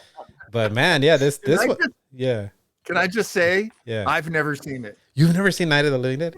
Wow. I'm shocked. Oh, but you said you're not a big horror guy either. Not a big horror fan. And every one of my friends has always, like every age I've ever been, I've had friends who've seen it, but I've never seen it. Yeah, this was Romero's first zombie movie, right? Yeah, that's correct. Yeah. We're also talking about one of the, if not the most profitable movies of all time, because it was made on a budget of about $115,000 and went on to gross somewhere in record like 20 million bucks, something like that. Hugely successful. And not only that, but it is considered in the public domain because they never registered it properly. Yeah. So they should have made even more money. Oh, honestly. So that's why people can watch it. They can watch it live on YouTube without any issues because it's public domain. Because they didn't register it properly. There are a few movies like that. Yeah. Yeah. It's one of those movies that you start thinking to yourself, well, what would I do in this situation? When they're in the house and the zombies are closing in on them, and they can't stay there forever because eventually they're gonna break down the boards, they're gonna break through the windows, they're gonna get in that. So what do you do? And well, again, another great example of low budget, stark black and white that just drives it home, because some of those gruesome scenes that just flash on there for a moment. It just really make, even today, I mean, under our current standards. Yeah, there's a zombie really that's eating like some meat. Like it looks like raw meat. Like that thing's gross. Yeah. Yeah. Now, because they have black and white, they were able to literally use chocolate syrup for a lot of the blood and that type of thing. Ah, really? And of course, any colorized version, who knows what it's going to look like when they try to make it look like blood. But I mean, just all these shock. I mean, again, 1968. I mean, you see in one scene, you see the zombies approaching. One of them is like a woman that's stark naked. Where did she come from? I mean, this plague fell upon them suddenly, right? And no matter what they were doing, that's what they were doing. Yeah, Tylord, you asked me to switch something on your list recently this week, so I put this at your number 4. Yeah, yeah. This was my number 1, but after watching a couple, I had to put a few ahead of it. No, but this has always been one of my favorite movies. Like you said, it's really grim and depressing, and but I think that makes it hit really hard and makes it seem more realistic than a lot of the other ones we've been mentioning. And that's like kicked off the modern zombie. I don't think mostly zombies before this was like the voodoo zombies, like the vacation. But this one sort of kicked off the modern like flesh-eating undead zombies. I don't know if George Romero must have started that. I don't know if there'd been something like that before this, where you shoot them in the head to kill them, and they come back to life and they eat human flesh, and whoever they bite turns into one. It all started with this movie, and I just love this scenario. It's so scary and frightening, and it's like you're saying, you always say, what would I do in this situation? And despite them being slow and they shuffle around, they're slow, it's still you're outnumbered by them, and they never stop. And yeah, I really love this movie. Like, I think it's what got me into playing all those Resident Evil games. And of course, everything's copied this ever since. Like Resident Evil copies it. Yeah. The Walking Dead copies it. Mel, what's his name? Mel Brooks' son, Albert Brooks, or what's his name that wrote the Zombie Survival Guide, sort of uses this as the background of his like Zombie Survival Guide and World War Z and all that. So yeah, this is like the birth of the modern zombie here, and it really ahead of its time too. I know it was still black and white, but there was really graphic scenery, like them eating guts, and there was nudity, of course, and there was like children, like a child turning into a zombie and killing her mom, and and then the main guy was a black guy. I don't know if there'd been an action or horror movie before this where the leading star was a black man. I don't know if there'd been anything like that first as well. Oh wow, yeah. I think there were some concerns about it. How is it going to go over with this strong-willed black guy telling this little blonde what to do, because she's freaking out at first. Yeah, and he even slaps her around like, hold yourself. Yeah, they're really good performances too. Like I'm sure these were all seasoned actors, but they all seem really convincing. And the main girl, I don't know their names of the actors, but yeah, Ben and Barbara and are always at each other. Like they don't agree on how to take care of stuff. Like I really love all the acting in this movie. Now I have two things, guys. Can we all, without rehearsing it, say in unison the most popular line in the film? Oh, I know. They're coming to get you, Barbara. Oh, they're coming. Okay. They're to get you, Barbara. Show of hands. Who prefers the slow, lumbering zombies to ones that run around? I like slow. Oh yeah, yeah. Hand up. Yeah, running is not fair. Like running zombies is not fair. Oh my goodness, who was the makeup guy? I should be Savini. Thank you, Savini. Yeah. And he remade this movie in 1990.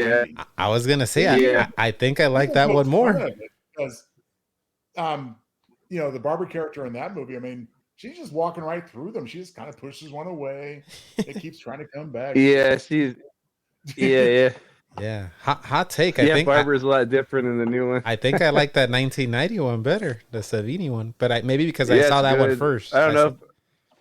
Yeah, no, it's good. I think I still like the original, but that Savini one's really good.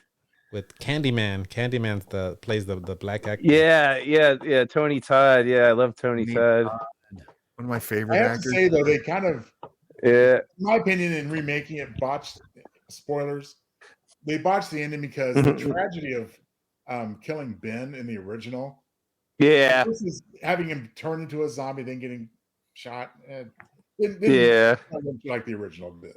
Oh yeah, it's different. The ending's different, right? Yeah. Oh yeah, like I remember that. In the original, I mean, he's still alive and well. Say, hey guys, and look, zombie. Yeah, yeah. Well, they said this movie had like Romero was trying to do some social commentary, right? Like using a zombie movie to do a little bit of social commentary, like racism, right? Yeah, that was a big part of it, and it should also be acknowledged that this is kind of a horror retelling of the taking of Pelham 123, which he also worked on. Oh wow! Which, you think about it, I mean, they're trapped in a police precinct, and they're trying to escape with the criminals having taken charge of the asylum, so to speak, and so there's a lot of in the theme. Yeah. The Carpenter one. I was not the Joseph Sargent one with the train. No. Yeah. What? Yeah. That's what I was thinking of. The Carpenter remade it. I believe. Yeah, because they kind of came on the heels of that, and but yeah, it definitely was trying to address subtly for the time, especially some aspects of racism. But again, think about it, 1968. Yeah, 68. Yeah, that's quite a time. You gonna watch this, John? You're gonna add this to your queue? I'm gonna watch this. This is also one that when sometimes we'll do a watch party. Me and Joe on Retro Rangers, and I think I was gonna pitch this one maybe for the night of Halloween. Yeah, it's public domain. Yeah, public domain. John, yeah, it's no more. You've sold me, buddy. It's not that. It's not that. Not that gory. Not that gory. I don't know. The way you were saying you're squeamish with some horror movies, I kind of get it. This movie's kind of hard for me to watch, even though it's not like the goriest movie. I think T-Bro's trying to lead John astray, trying to give him a false sense. Oh, that's it. Yeah. Oh, it's not that bad. Yeah, I'm just kidding. It's not that bad, John. I have watched a lot of zombie movies. I really have seen. I mean, I like them a lot. I like learning the rules, learning the lore. I've watched a lot of Asian zombie movies and like the TV, especially the animation, like High School of the Dead and We're All Dead and Train to Busan. I was about to say Train to Busan is really, really cool. Oh, right, yeah. Not so much 28 days later, 28 months later, even though those are English, there's a lot of zombie stuff I like. Here's the thing, though. Every night I need what's that beautiful herb that's legal out here in California? The ganja. The ganja. So I enjoy the ganja, or as we used to call it, wrestling goes the gimmick. The gimmick. Doggy, you get some gimmick. And then I would try to watch a zombie something, trying to catch up on The Walking Dead is a big one. And it bums me out, man. I can't watch it. I'm too freaked out. So I'm way behind. Now watch this one. If you like it, maybe you like Walking Dead, but I would watch this one before you watch all that. I think this is the fix. I really do. I think this is the bridge for when I'm freaked out. I think this one might be the one, so I'm going to watch this one. But there was Dead definitely set the rules that we still go by as far as zombie lore. And I think it also is one of the earliest examples of a movie that is at least equal to, if not surpassed, by its sequel. Yes, because Dawn of the Dead. That Dawn of the Dead is like one of my favorite movies. I think like you said, it does surpass it. Yeah, you got to watch this and Dawn of the Dead. decline. Yeah, that one is good, but yeah, the Dawn of the Dead all the way. Was Dawn of the Dead the one at the mall? It was. Yeah. Yeah. I've seen parts of it, but I was freaked out, so I couldn't watch it. Doesn't that one also have social commentary? Not the remake. Yeah. Isn't that also a social commentary thing? Like that's what we look like, or we're at the malls? But you can enjoy it without looking into all that though. But yeah, it does. Yeah. I think it's pretty obvious that Dawn of the Dead, both versions, commenting not too subtly on rampant consumerism and so. Yeah. All right. Very, very cool. We're in the top 3. So since Tylord, we both had that at number 4 because you did a swap. So we both landed with this one on number 4. So we're gonna go to John's number 3 pick now. Yeah.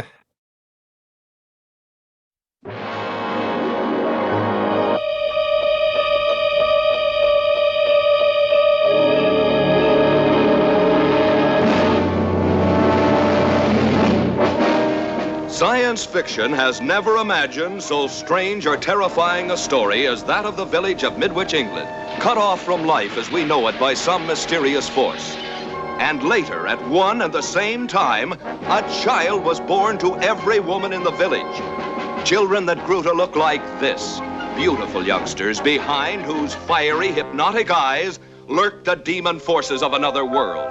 They're not human. They ought to be destroyed. Forces put to such sinister use that it became a national emergency. We are gathered here as advisors, as scientists, as government experts. Have we established anything about the origins of these children? There is the possibility of the transmission of energy. Let me get this straight. You imply that these children may be the result of impulses directed towards us from somewhere in the universe. What we need is time to investigate. Are you aware of life on another planet?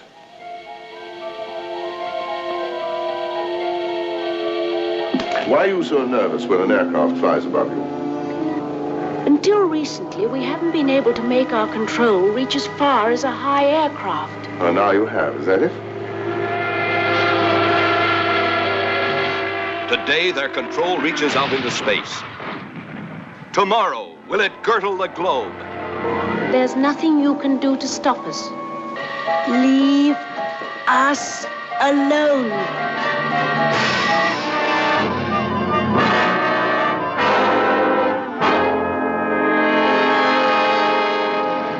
Number 3, Captain John's got the Village of the Damned. Village of the Damned is based on a late 1950s science fiction horror novel called The Midwich Cuckoos.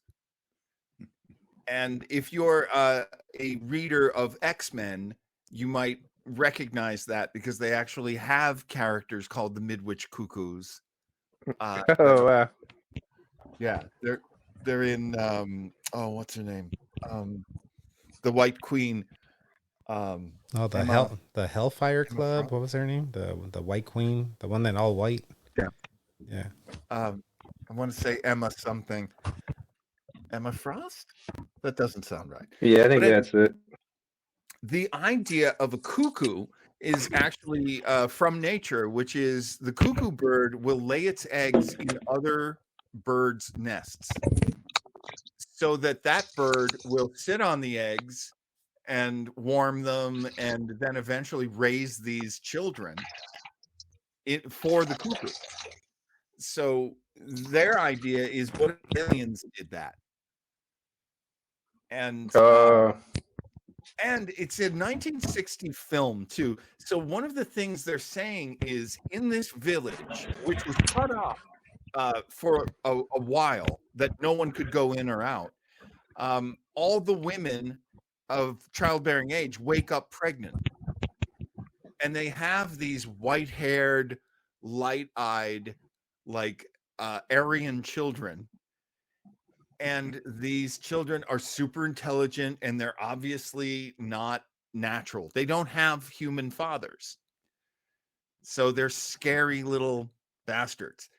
and they have powers, and yeah, it's just it's black and white, a lot of dread, very English. I don't understand. And when I saw it young, and I loved it. There was also a remake by John Carpenter where Christopher Reeve, who played Superman, was in it. And I've heard that version very good. I actually haven't seen that version. Is that 90s? Black and white one. It's not bad. It's not 90s? 90s or 80s? I think.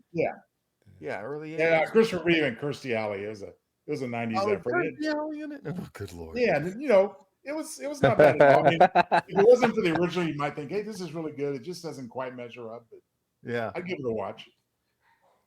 Yeah, it's worth watching. When I saw when they bring up sci-fi, I was like, oh yeah, Captain John had to bring in the sci-fi. Yeah, like a sci-fi horror.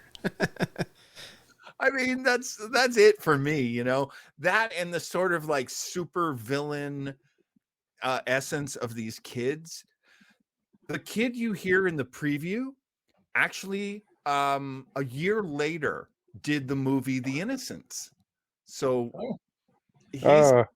he's this super creepy little English actor. He's great. He's amazing. I'm trying to find his name. I think it's Martin Stevens, but I'm not sure. But the kid, he's one of these kids who's like, how could somebody that young talk like an adult? But that's part of the creepiness. Have you guys seen this? Joe, you've seen it, Joe? It sounds like you've seen it. Oh, absolutely. That and the remake. And they did a sequel. I can't remember exactly when. John probably knows better, but they did one called Children of the Damned, which was a kind of an interesting departure from the original in the sense that it wasn't just the fair-haired, blue-eyed Aryan type children. They kind of went international with it. But yeah, I mean, it was definitely a worthwhile creepy movie. And as far as it has a sci-fi aspect to it to be sure, but I mean, the horror aspect of it is pretty obvious as well. I mean, you got these creepy little kids telling you what to do. It's very much like an episode of Doctor Who or something like that. It feels immediately kind of familiar. But another thing that I love about it, just like The Innocents, they take this big movie star and suddenly they're in this, kind of goofy horror sci-fi movie. So George Sanders is a big actor in this one. You seen this one, Tylord? If I had, it was very young. This movie was one of those ones that always creeped me out that I didn't want to watch, and I don't think I ever watched it later on in life, but it sounds really good. What was that in the trailer that I thought I heard that guy's voice with that actor that plays Poirot in the Agatha Christie movies? Was that him? And he plays Prince John in Robin Hood. Was that him? Yes. That's George Sanders. Okay, You'll also know him from Jungle Book. He's the voice of the tiger. Oh, okay, yeah. He's is he Prince John on Robin Hood, right? Yeah. Okay. I thought I recognized his voice. Yeah. I'm just gonna say that one thing that sets this the horror aspect of this right off the bat is just this immaculate conception turned on its head. Yeah. Good point. No, that's actually, I mean, especially when you think about England. So England is Church of England. They are sort of a, this is John Weber's opinion. No one else here thinks this. So don't get mad at me. Don't get mad at anyone else. But my mom was a Methodist minister, and I grew up in the church. And I always think of English Methodists as they're Church of England. They're the king's version of religion. So they have a lot of their own aspects that are very strange and but they try not to be strange. And so as Joe brings up, the fact that there is this immaculate conception, that to them blows their mind. Like, oh my gosh, yeah, how could that happen? So that's part of what makes it really great. It's also very foggy, and a lot of stuff takes place at night, and it's in black and white, so it's gorgeous. It's a really beautiful movie, and they cool. kind of go at it in a sort of scientific way at first. They're trying to figure out scientifically how it works, which is very kind of H.G. Wells. So it's got a lot of roots in the ground. Yeah, this is a good example of the type of horror that comes from helplessness, and they're just, their lives are shanghaied in an instant, this village. And, as far as there's no rational explanation, of course, unless you want to take in the possibility of a very busy gigolo having a very busy night, knocking up everyone in town overnight. But probably not. I know some guys who could have pulled it off. It was giving me kind of Children of the Corn vibes a little bit. Yes, but this seems like the sci-fi, not the satanic version of it. Yeah. Well, if you want another comparison, and this just occurs to me, so John, let's see what you think too. It's a hive mind. It's like the board from Star Trek. Right. I mean, it's, all these kids are just working in tandem. Oh, right. Yeah, that they have these powers, but they're also united in the power. They all share one mind. Yeah, absolutely. Which again, one of the things to remember about science fiction that really freaks people out is how alien aliens are. Yeah.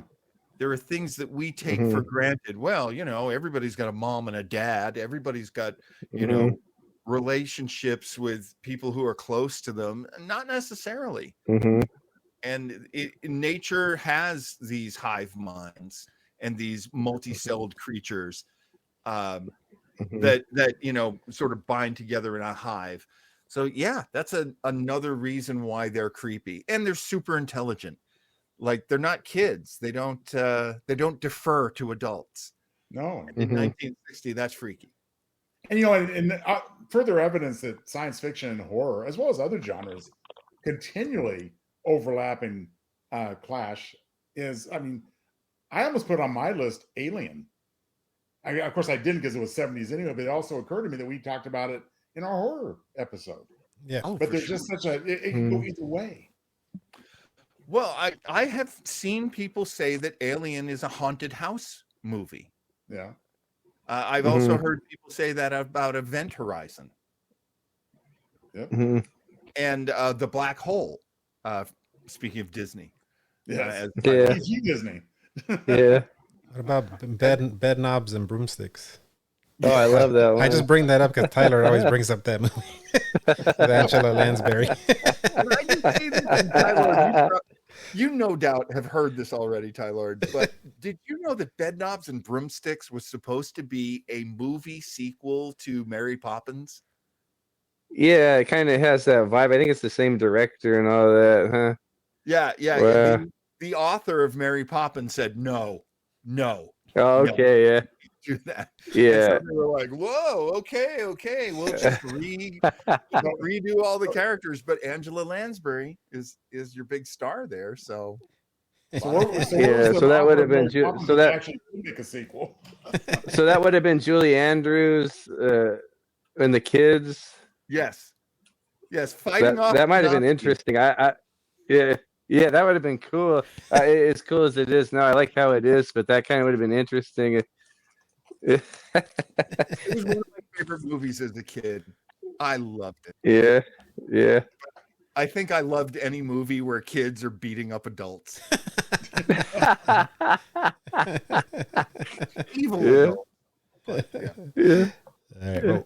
Well, we're gonna go to Joe's number 3. You kind of foreshadowed this next clip, Joe. What I'm gonna play right here. Check out Joe's number 3 right here. Well, you used to really be scared here. Johnny. You're still afraid. Stop it now. I mean it. They're coming to get you, Barbara.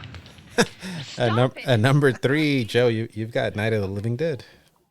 I do. Well, obviously, great minds think alike, and I would have been really pleased if you picked an alternate. But hey, we'll talk more about Night of the Living Dead. since we covered the movie pretty extensively, I mean, I would just build on the legacy of Night of the Living Dead. As we touched on, I mean, inspired the current and ongoing zombie lore, as we talked about. I mean, the rules don't change from one show or one movie to the other. I mean, very little variation other than the running zombies. Every once in a while you get like a 28 days, 28 weeks later, which are not really zombies. They're just kind of like psychopaths that are near dead, act the same way, that type of deal. I think they call them infected, I think, in that movie. The infected. Yeah. I would, one thing I think is very hilarious is that there's been so many movies that actually use Living Dead in the title, which have no relation to the Romero films. One of my favorites of these is Return of the Living Dead, which is actually not related, but it's hilarious. It's great. So let's just give credo briefly to credit to Mr. Romero for creating this. I mean, what might have been even a subgenre, a full-fledged genre of its own. I mean, I love zombies. I've written about them myself, and I plan to do so again. All right. Very cool. All right. Well, since we already talked about it a lot, we'll go to my number 3 pick now. Planet. Nightmare. You found me out there, didn't you? That part of it wasn't a dream. Where does the dream finish and reality begin? Are you dreaming, Janet? Are you sleeping? Or is this a waking nightmare? What do you mean by locking yourself in all day? I'll tell you. Here, I'm safe. I don't have to worry about anybody sneaking up behind me with this. What is it? An evil curse? An insane hoax? A nightmare? Or cold-blooded murder? Nightmare. Shocking. At number 3, I've got Nightmare. This is, let's see, directed by Freddie Francis, starring David Knight, Moira Redmond, and Jenny Linden. So, it's pretty much, I don't know if any of you guys have seen this one, but it's kind of like a psychological thriller horror movie. It's about this woman that keeps having nightmares about her mom murdering her dad. So the whole movie, you're wondering, like, is she dreaming? Is she having a nightmare? Is she actually what she's seeing? Are they hallucinations? Are they real? So I can't really say too much about it because it kind of gives away the story. But it's kind of like you're wondering, like, okay, what's going on here? But it's always like she's seeing hallucinations. But you're kind of trying to see, like, is it a hallucination? Is it real? Is it not real? It's really, really good. It was one of those. I sometimes, I've talked to John, like, I know you're not a big Friday the 13th fan. I love slashers. I want to see the killing. I want to see the monster. I'm not the most patient when I'm watching a movie where there's a lot of yapping. This one has a lot of yapping, but that's why I know that I liked it, because I was like, I'm actually like invested and listening and like kind of like it sucked me in. Sometimes you'll be like you mentioned, John, on your phone, and a movie will make you like lift your head, like, wait, what's happening here? And then it kind of sucked me into the story, and it's really interesting. I don't know if you guys have seen it. No, I mean, it's another movie that I'm intrigued, and I have to build on what you just said, T-Bone, is that because in our experiences here, in our talks on our last show together, you very much like the very gut-wrenching slasher type subgenre of horror, and to hear that you like something that's not quite so graphic and more psychological and disturbing on that level is really intrigues me. I'm definitely wanting to see this now based on your recommendation. Yeah, when I'm watching a movie where they're talking a lot, this is what I hear in my head. Look, too much information and shit, man. Well, there's just like nonstop talking. I'm like, all right, let's speed it up. Come on, get to the point. But this is one where Yeah. I actually thought that you were gonna play like one of the teachers from the Charlie Yeah, that's Brown what I was cartoon. thinking. Oh, the Charlie Brown. Yeah. That's how I am. That's how I was. Uh-huh. And this wasn't. This is a Hammer movie. This was in. Yeah, I was gonna ask you if that's a Hammer because Freddie Francis directed it. Huh? Yeah, it's a Hammer movie, black and white. Yeah. And yeah, it's And a trip. They did that in Hammer movies, didn't they? Like they would have like 4 or 5 directors, and those guys would like, take turns, you know. And so you'd prepare a movie for like 3 months, then you'd spend a month making it, then you'd go prepare the next one while the other guys are making their movies. Yeah, it's a trippy movie because you're like just trying to figure out like, was she seeing? Is it real? You're not like in on it, so you're trying to figure it out too. Yeah, well, I mean, something that Joe and I have done a lot of stuff where we analyze Star Trek, and one of our constant things that we say is the best special effect is acting, because it pulls you in. It makes you care. Like if people are really doing a good job of acting and the script is good, then they can make you suddenly care about these total strangers, and then you worry and you get afraid, and it's a big part of horror. Yeah, for sure. So as opposed to a slasher movie where I normally go, will someone please just kill these kids? Save the virgin for last. Speaking of that, we're recording this the day after Friday the 13th. Shout out to my boy Jason. Yeah.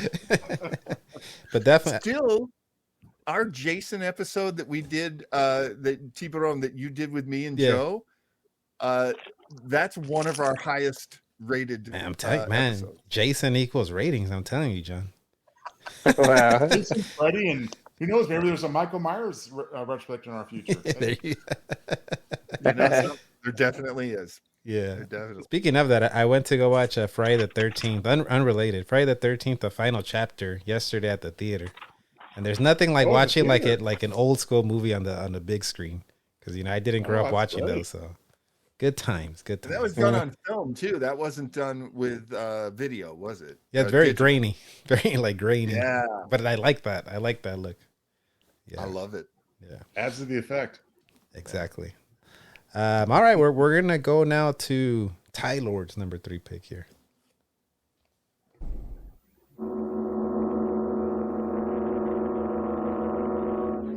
Rex, do you believe in evil? As an idea. Do you believe in the power of darkness? As a superstition. Now there you are wrong. The power of darkness is more than just a superstition. It is a living force which can be tapped at any given moment of the night. Why, on one night of 1 year, should these people live in mortal fear?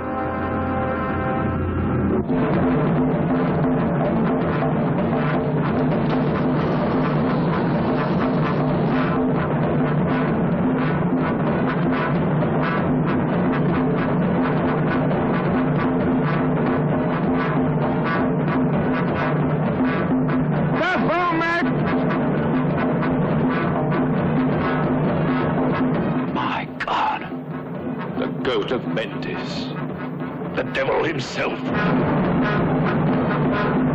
Christopher Lee as de Richelieu, who knows he must fight the devil's power to the death.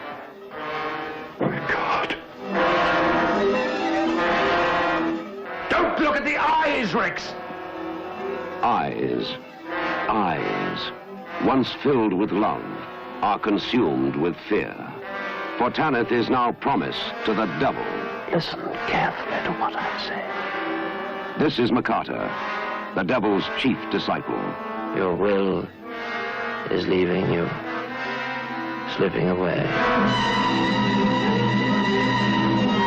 The Devil Rides Out, from bestseller author Dennis Wheatley's famous novel, fills the screen with a special kind of visual terror. On your feet quickly!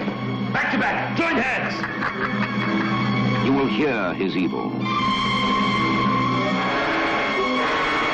You will feel his evil. You will see his evil.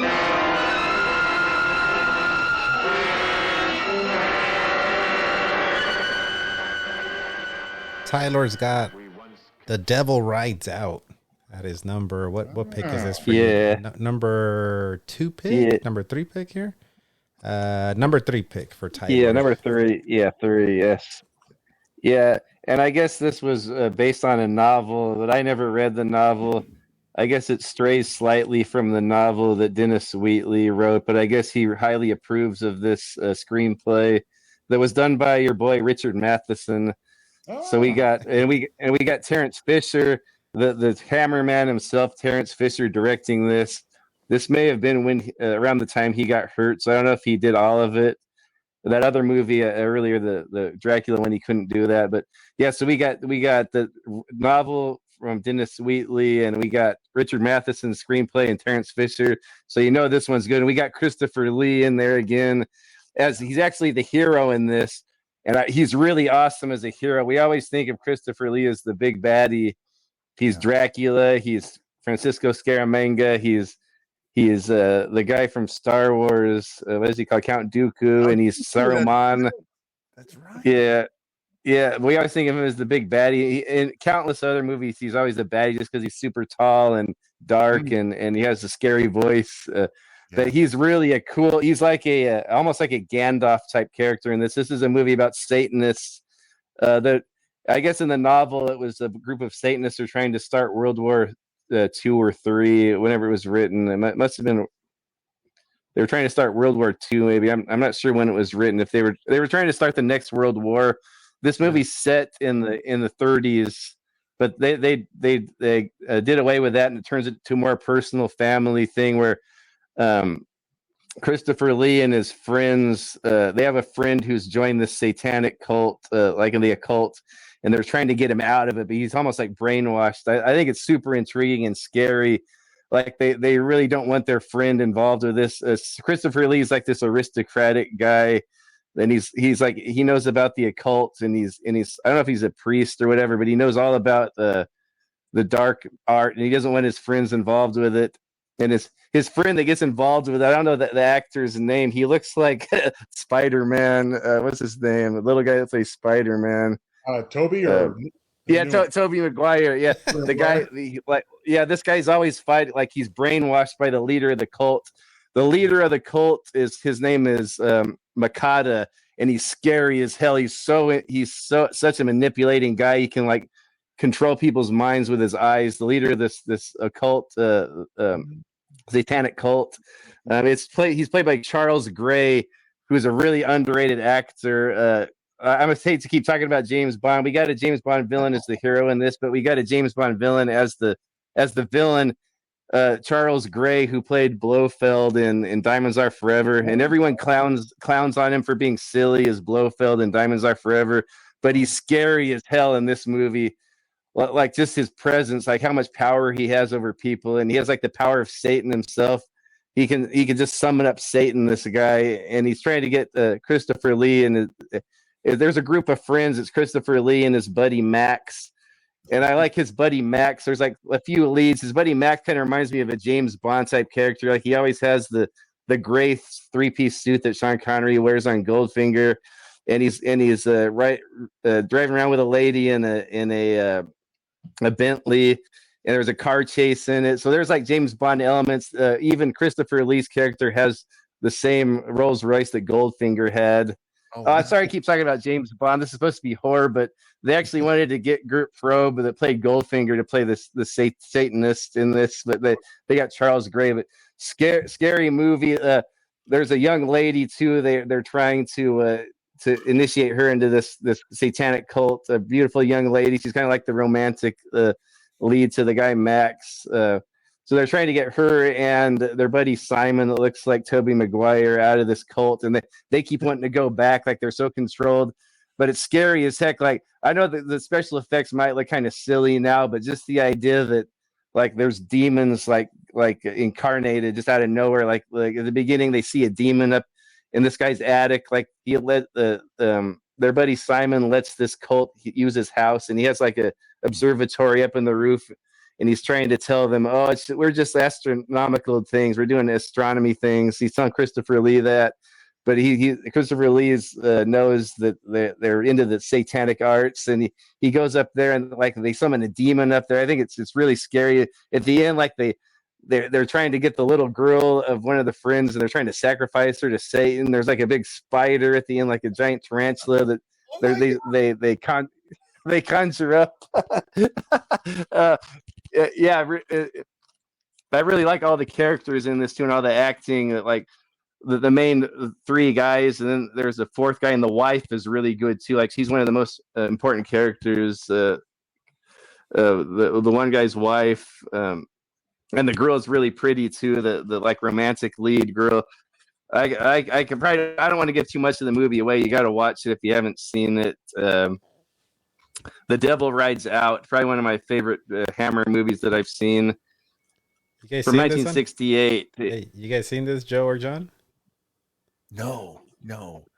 It's funny. As I was researching, it was suggested as a really good movie, and frankly, Tylord has sold me on it. I have to. Absolutely. I second those sentiments. And it occurs to me, 1968, isn't it interesting that so many great horror movies came out around the civil rights? Yeah. I mean, as much as we talk about the 60s in American film as being kind of empty of good horror movies, it does pick up in 1968, and then it kind of keeps sweeping into the 70s. We got some really great horror movies in the 70s. Mostly The Exorcist. Of course. I also have to second something John said earlier, Tyler, that you need not qualify your references to James Bond. And here's another reason. I mean, you put the guy on a table and shoot a laser beam up toward his crotch. That's pretty horrifying. I was thinking there is a lot of horror elements in James Bond movies. No, Mr. Bond, I expect you to die. I love that. I mean, not just that, but the sharks with the laser beams. Oh, wait a minute, that's awesome. But to continue that, I think Charles Gray is a fantastic actor. Yeah. He's not a bad looking fellow. He's an okay looking guy. Lots of charisma, dripping with the Riz. And he is super like smiley and happy as he's just about to kill you. That's exactly it. It really comes out in this movie, super posh and proper. But man, this guy's scary in this movie. Not so much like you in Blofeld. I love him as Blofeld, but in this movie, he's really scary.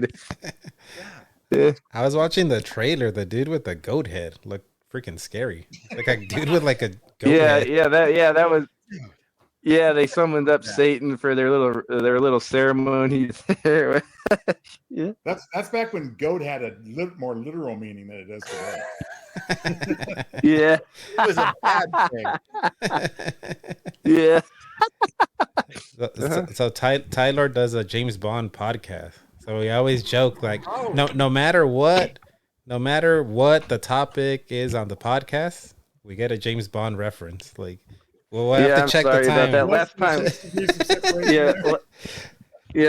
time, I think Webbs and I mentioned like 8 Bond girls in our last one. It was supposed to be about fantasy movies. They were trying to throw in a James Bond movie as a fantasy movie. I forgot which one was it, Moonraker or which was it? That was it.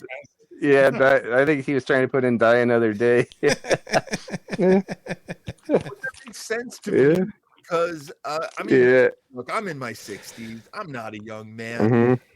If there is any franchise where I have seen every single movie multiple times, it's James Bond. Oh, yes. So that's always going to be good reference material for me. My man. All right. But very cool. I'm going to go now to Mr. Joe Townsel's. What pick is this for you? This is Joe's number. Let's see, what are we at here? If you're me, I think we're at number 2. Oh no, we're I'm trying to skip Captain John here. I'm trying to steal your, what do they call that? What do they call that when you do the comeback? Your hot tag, or what do they call it? Your shine spot. Your shine spot. There you go. Been a while since I wrestled. Cut off my shine. Damn it, he cut off my shine. I was still trying to Back put. in the ring. No, you tell him to stop cutting off my shine. I was trying to put more heat on you, brother. Hey, brother. Brother, it's just for the fans. Come on. All right, we're gonna go to Captain John's number 2 now.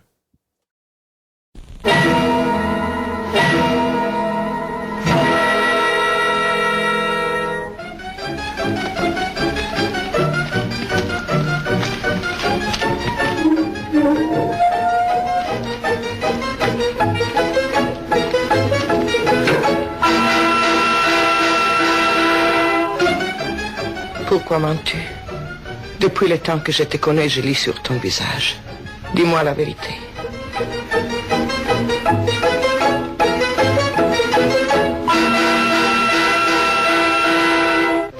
Les gens n'approfondiront pas. Ils ne chercheront pas à savoir ce qui se passe ici, surtout. I could not for the life of me find a version in English, because I'm guessing this is a French movie. Captain John's got, since you like my singing, you got Eyes Without a Face. And number 2. This isn't Billy Idol tune, is it? This is all in French, right? This whole movie?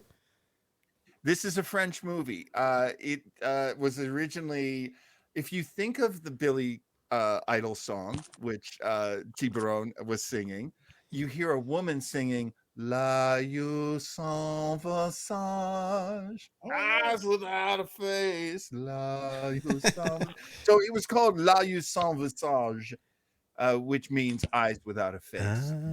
It's from 1960. It was directed by Georges Franju. And it is a movie that was released in this country. It was released as a double feature with a movie called The Manster. Manster.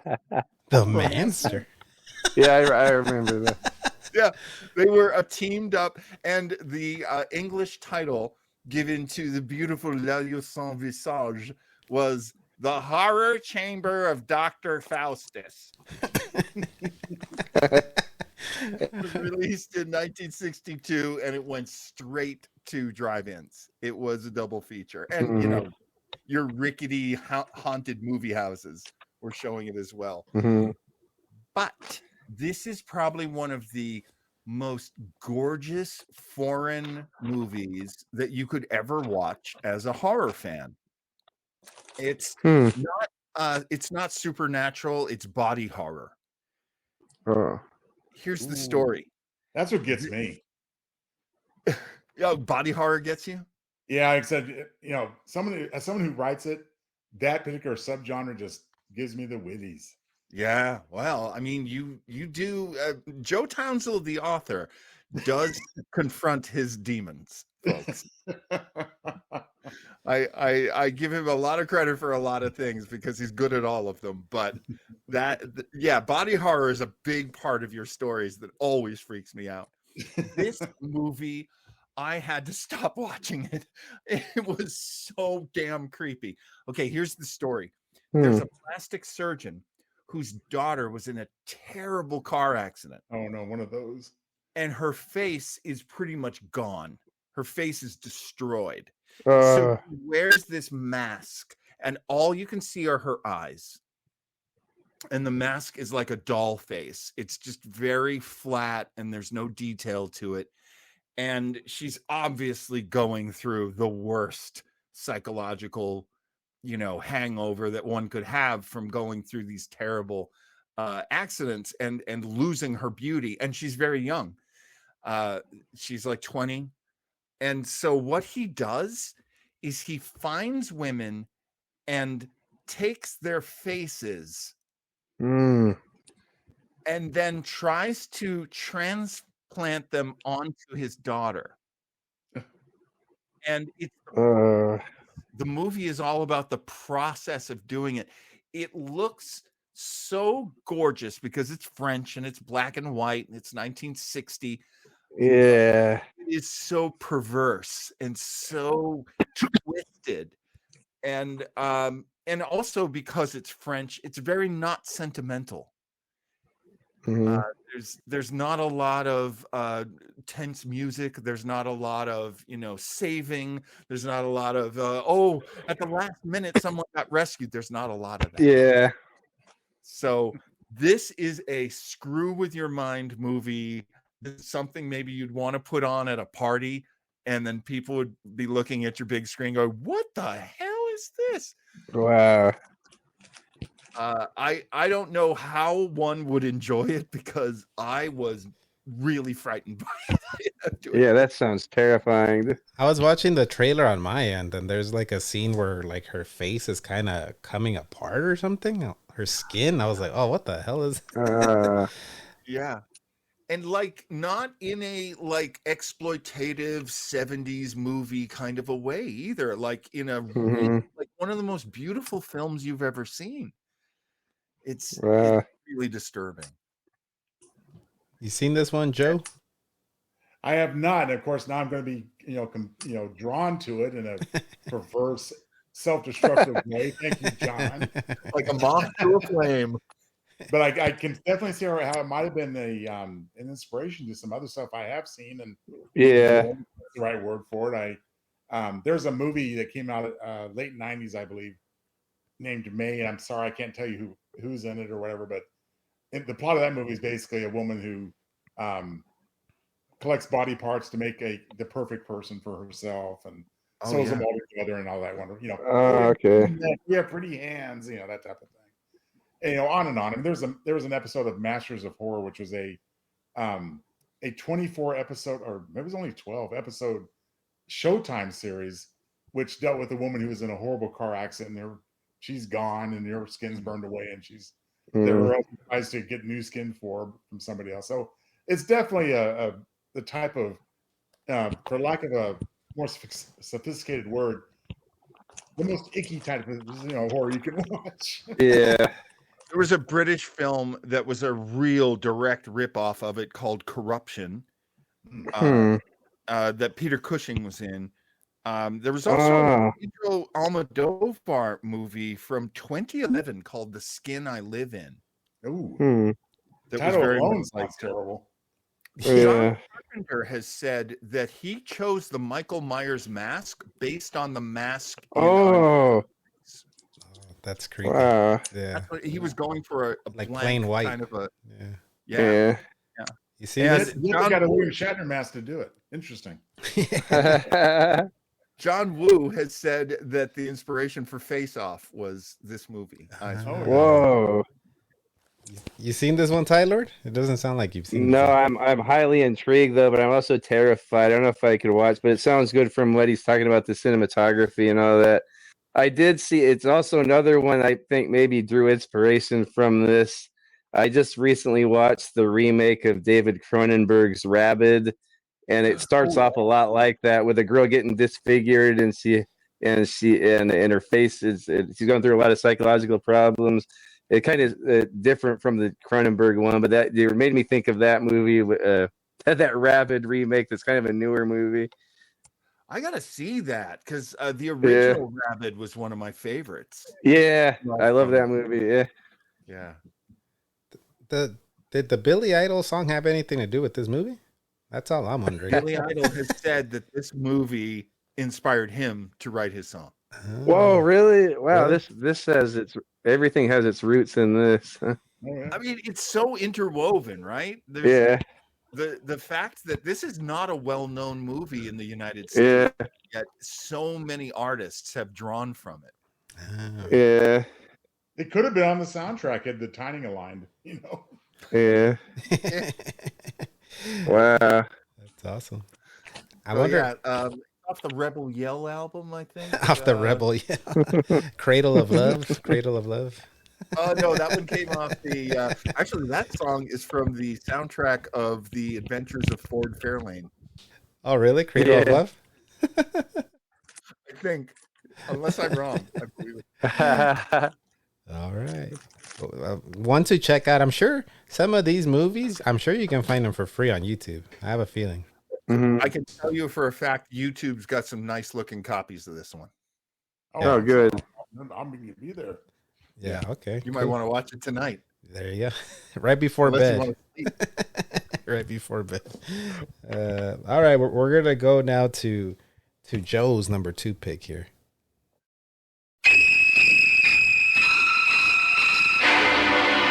Here we have a quiet little motel, when in fact it has now become known as the scene of the crime. You have a vacancy? Oh, we have 12 vacancies. You know, this is the first place that looks like it's hiding from the world. I think that we're all in our private traps, clamped in them.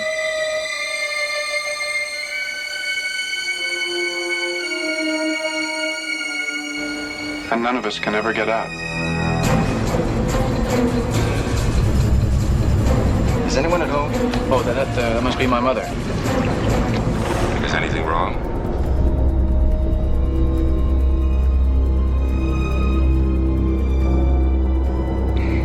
Am I acting as if there's something wrong? She's not missing so much as she's run away. Put me down. Mother! Oh, God! Mother! What are you running away from? She looked like a wrong one to you? It's not as if she were a maniac.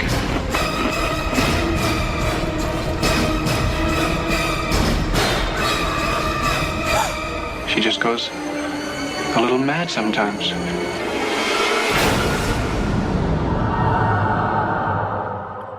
Number 2, Joe Townsel's got Psycho.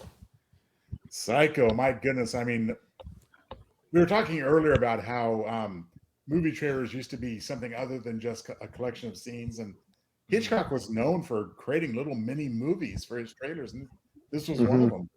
And, you know, the master of suspense, most of his recent movies, like in the late 50s, this of course comes from 1960, Psycho, had been big spectacle, full color deals, North by Northwest, and maybe and even more suspenseful things such as Rear Window and Vertigo. But here we went back to glorious black and white for Psycho, and very effective. I mean, what movie before that, and really how many since? We get the sudden elimination of the protagonist less than half no. Crazy. And then the rest of the movie is kind of almost a mundane little investigation. Isn't that Jamie Lee Curtis' mom? that first Yeah. Yeah, I mean, yeah, she's the first character we meet, right? Yeah, Janet Leigh. Yeah, Marion Crane. Yeah. Is, you know, she's the one that embezzled the I think it was $10,000 or $15,000. It was 40,000. That's a lot. 40,000. Wow. $250,000. Yeah, that's a lot of money. Yeah. And we just think that the movie's going to be about this woman just trying to stay one step ahead of the law to get. Yeah. And then she ends up with Norman there, and they have this really weird conversation, of course. And you got his words everywhere, which is a little hint of things to come. And next thing you know, there's Mom. You know, she's just hacking away at poor Marion in the shower, and you know, you got the little blood running down the. I mean, that iconic has been satirized so many times, most notably by Mel Brooks in High Anxiety, which is a pickup of all Hitchcock movies, and that was brilliant too. But and then again after this, I mean, okay, the story shifts to Norman, and you know the investigation ensues. Now, one thing that I thought was really I really enjoy. There's some guy that collects like various reactions to the same movie scene, and one of them was the reveal of Norman's mother mummified in her little chair in the basement. And because that was pretty horrific back then. Yeah, I think the only thing that kind of weakened the movie, and it's very unnecessary remake as well, was you got this little mansplaining epilogue where we have to be told what Norman's all about. I go, you know, we could have done without that. I heard they added that after the fact, right? Like wasn't going to be a part of it. Did, and because they were afraid people wouldn't get it, give the audience some Yeah, credit. yeah, it was good acting from that guy, but yeah, you're right. It is kind of unnecessary. That's Martin Balsam, right? Yeah. I think it's Martin Balsam who's the guy who explains it at the end with the smile on his face, and he's like, giggling. Yeah. That's what's so interesting. You see, folks, split personality. Yeah. He starts talking about split personality. Yeah. I mean, look, in the 50s and 60s, psychology was becoming pop. And so there was this whole phrase, pop psychology, based on the sort of popular understanding of what psychology was. Because previously in the 40s and the 30s and before, psychology for the regular person was seen as like, do you mean like hypnotism? Do you mean like mind reading? Like, it was some sort of mental powers thing for people. They didn't quite understand what psychology was. So as you got into the 50s and people would write about it more in like magazines and stuff, started to get an understanding that deviant psychology was one of the sources of what we call evil. Yeah. Even I think that word psycho is like a stigma. I think that movie, because you talk about psychotherapy now, and some people hear it like, "Oh, I'm not a psycho," but I think because they're not thinking about it's psychological therapy, right? It's not. You're not Norman Bates. We're not calling it Norman Bates. Well, it's interesting too that that's the first first 6 letters of psychological and psychotic, which of course both aspects here. And it definitely wasn't part of the popular vernacular of the time. I mean, you don't go around using psycho in a sentence usually. So Norman then kind of introduced us to that aspect, and psycho, of course, it spawned 3 mixed bag sequels, couple mixed bag series, and of course the aforementioned unnecessary remake with Anne Heche. Before, sorry to interrupt you, Joe. Is that like just a scene for scene remake of this? Because I kind of never run it. Is that what that was? Like a scene for Psycho is a scene for scene remake. Wow. It was compared. It was described, I should say, by a critic as saying, it's like watching a bad high school play based on Psycho. Wow. I saw that in the. Has that ever been? I saw it in the theater with Vince Vaughn as Norman Bates. Yeah, I remember seeing that. I was like, "Oh, this thing's lame. Like it's late. Like they didn't do anything different." Well, has that ever happened before? Like I can't comprehend like why they would do that. Is you guys know if that's ever happened with any other movie, like scene for scene remake? Like I can't think of anything. Night of the Living Dead was. If they're gonna do it, they're gonna add a twist to it, or no, the Sam Savini one was a lot different. Like that's weird that they would just Yeah, no, it's exactly the same thing. I remember seeing that in the theater and being like, "Oh man, is this over yet?" Like this is exactly the same movie, but a lot worse. Not as good as the original. Yeah. I wanted to ask you guys something because Psycho is such a significant movie, especially for the 60s. And it really put Alfred Hitchcock on the map. But as we're talking about horror, do you feel in your heart of hearts, like I do, that there is a slightly supernatural element to the original? Yeah. Well, he's kind of teleporting a little bit, like a little. Sometimes some of the scenes, like, how did he get there so quick? Yeah, sometimes talking like his voice sounds like his mom. Like his mom's voice is obviously a different actor. It's an actress doing it, and he's having conversations with her, and the audience hears her, so it kind of feels like supernatural. Yeah, I mean, her presence. That's my argument. Her presence is supernatural. She still exists. Yeah. And he fights her. He doesn't want her to win. He doesn't want to give in to her. And people responded to it like it was a very supernatural, frightening movie. And I think that's right. I think they should have. Well, I think one way I might put it too, John, is this. One thing that struck me about the Norman Bates character is that he's a savant in a sense. And that could kind of delve into a supernatural feel in the sense that, as Deeper Don't suggests, or maybe I'm sorry, maybe it was Tylord. But how does he go from one place to the other? How does he seemingly exist in two places at the same time? Yeah. Yeah. Yeah, there was a couple of scenes where I was like, on- man, he got there kind of quick. He got there pretty quick. Mhm. Well, I think there's like tunnels and like passageways. I think you're thinking of Friday the 13th, 2009 one. Why not both? As the little girl says in the commercial, why not both? And you know what? I have to say that as far as those 2, 3, and 4, they all offer something of interest. I mean, none of them measure up, of course. Yeah.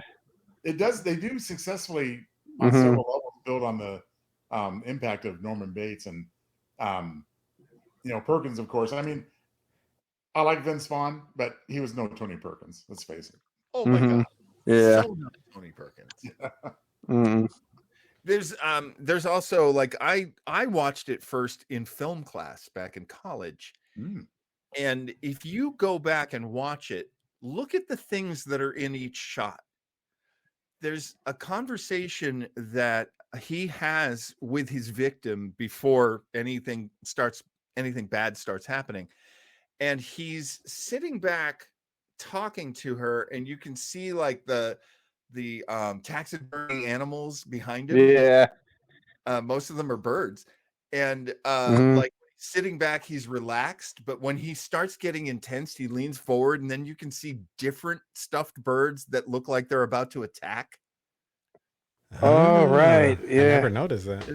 That's a great style. And we talked a moment ago about how the remake is identical.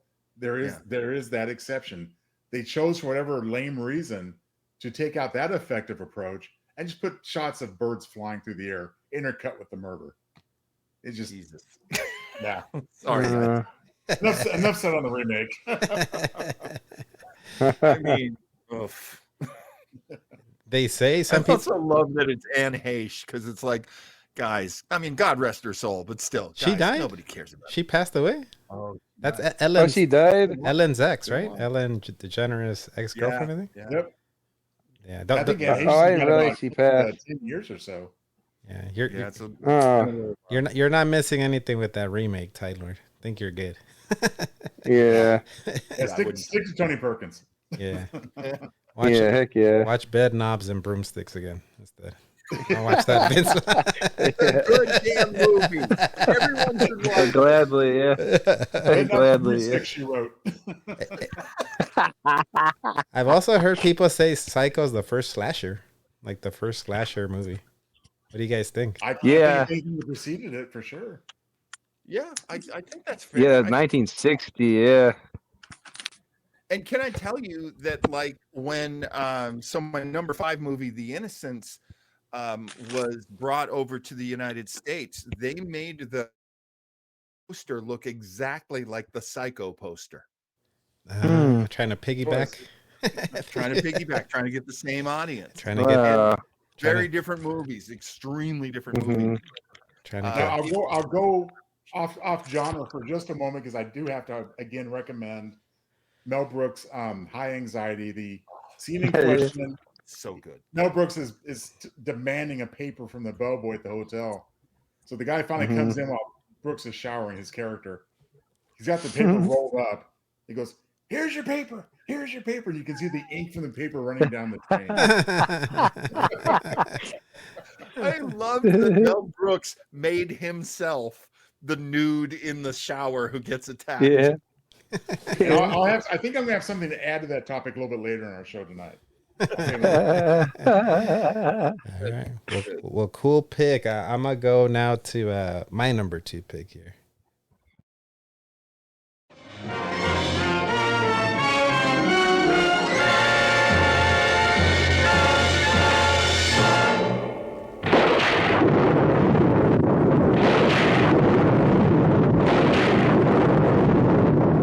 You are interrupting my work. Your work. The work of the devil. Hands. Please, Father. You can't. No!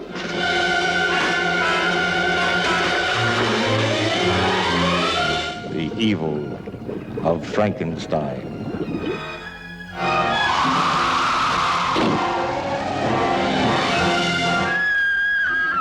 the evil of a man who created a monster by crude surgery and harnessed the tempestuous forces of nature to give it life. The evil of Frankenstein unleashed a monster that terrorized a whole community.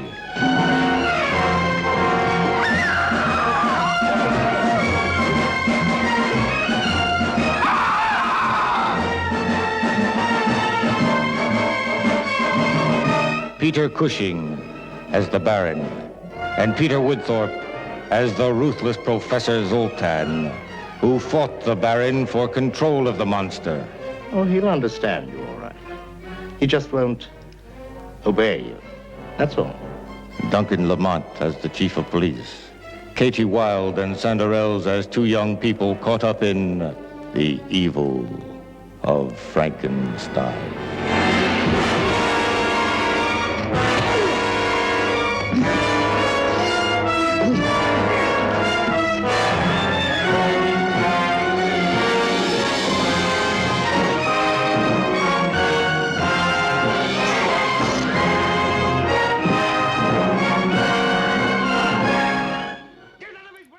At number 2, I've got The Evil of Frankenstein, another Hammer. Evil of Frankenstein. Yeah, another Hammer movie. This is directed by Freddie Francis. I feel like we brought up that director a lot. Freddie Francis. Yeah, twice already.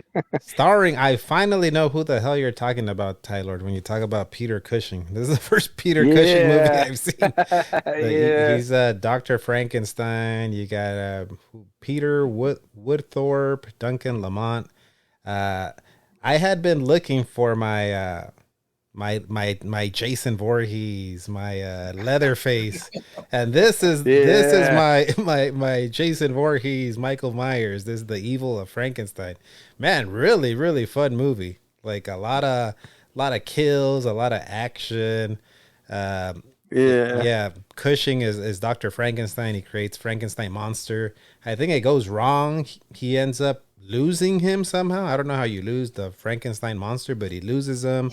He ends up getting kind of like Steve Rogers, Captain America. He gets like stuck in a big iceberg. He finds him again later, and he's trying to like domesticate the Frankenstein monster the whole time. He's trying to figure out like what to feed him. Like he'll give him like different meats, and the Frankenstein monster doesn't like it so much. He like spits out some of the meats. And he can't get the Frankenstein monster to listen to him.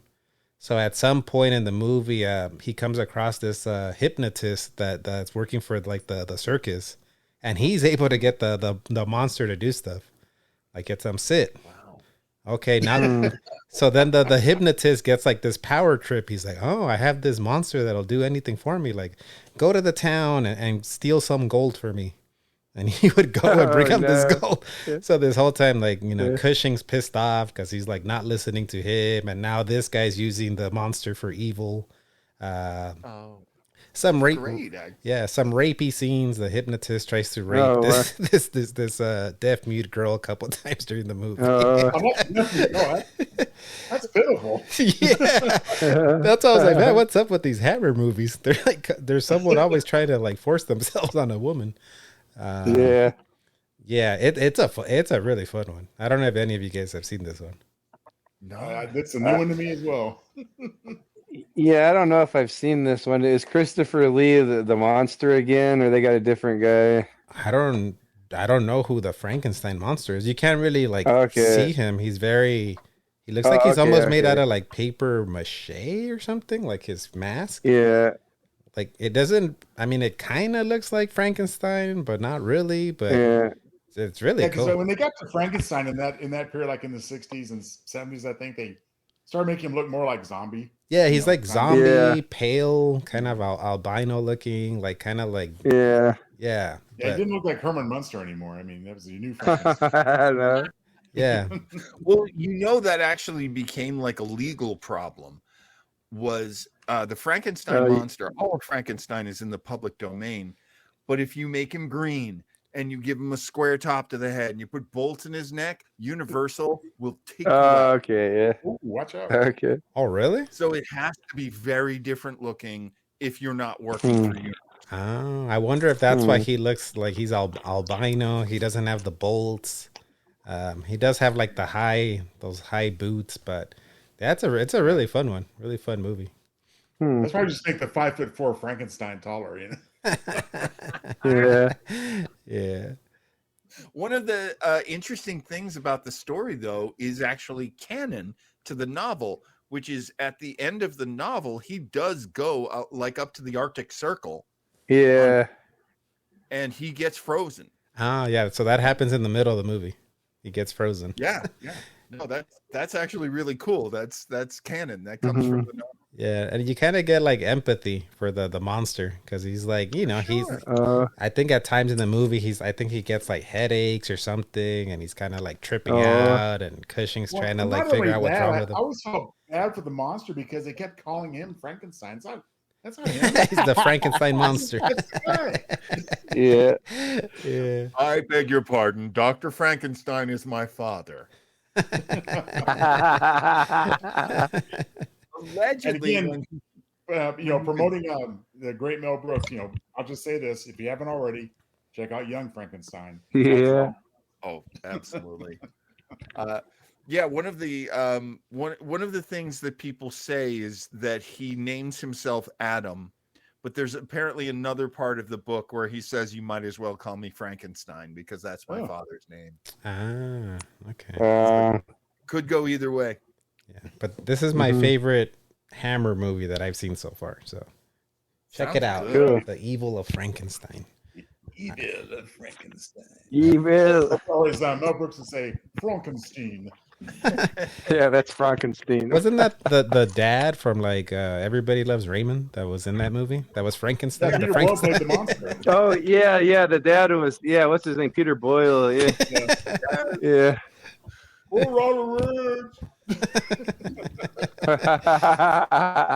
is a Young Frankenstein musical, and I have yet to find any theater that will cast me as the monster.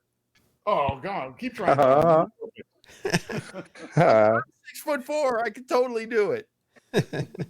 Rooper Dooper. All right, well, we're gonna go now to Tylord's number 2 pick here. All right. Someone there? Who is it? Look. Mitch, this isn't usual, is it? We've been out back looking at the chickens. Something seems to be wrong with them. There's nothing wrong with those chickens, Mitch. That's the damnedest thing I ever saw. I don't know. It seemed to swoop down at you deliberately. Birds are not aggressive creatures, miss. They bring beauty into the world. It is mankind, rather, who insists upon making it difficult for life to exist upon this planet. I mean, birds just don't go around attacking people without no reason. You know what I mean? I think we're in real trouble. Huh? I don't know how this started or why, but I know it's here and we'd be crazy to ignore it. To ignore what? The bird war? Yes, the bird war, the bird attack plague. Call it what you like. They're massing out there someplace and they'll be back. You can count on it. I keep telling you, this isn't a few birds. These are gulls, crows, swifts. I have never known birds of different species to flock together. The very concept is unimaginable. Why, if that happened, we wouldn't have a chance.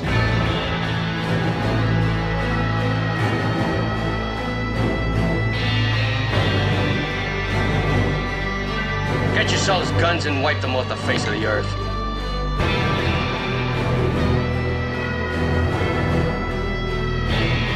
The end of the world. Thus saith the Lord God unto the mountains, the hills, and the rivers and the valleys. Behold, I, even I, shall bring a sword upon you, and I will devastate your high places.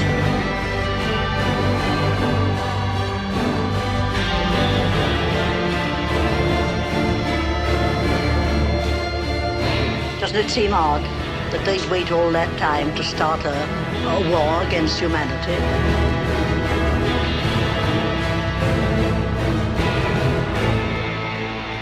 What do you think they were after? I think they were after the children. For what purpose?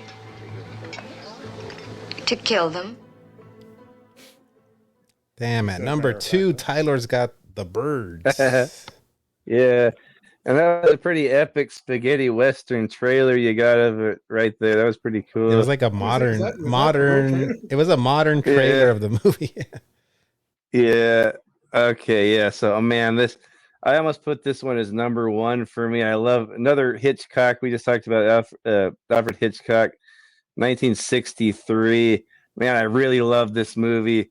It really hit me hard the first time I saw it because I was never really interested in it because I think I had asked my parent or my mom or someone like, oh, I want to watch that movie, The Birds. Is it about like killing birds? And she was kind of like, no, it's kind of like a slow like drama. So I wasn't really expecting. I thought maybe there would be some symbolic or metaphoric thing with birds in it, but it was just maybe like a romantic thriller, which it does start off like.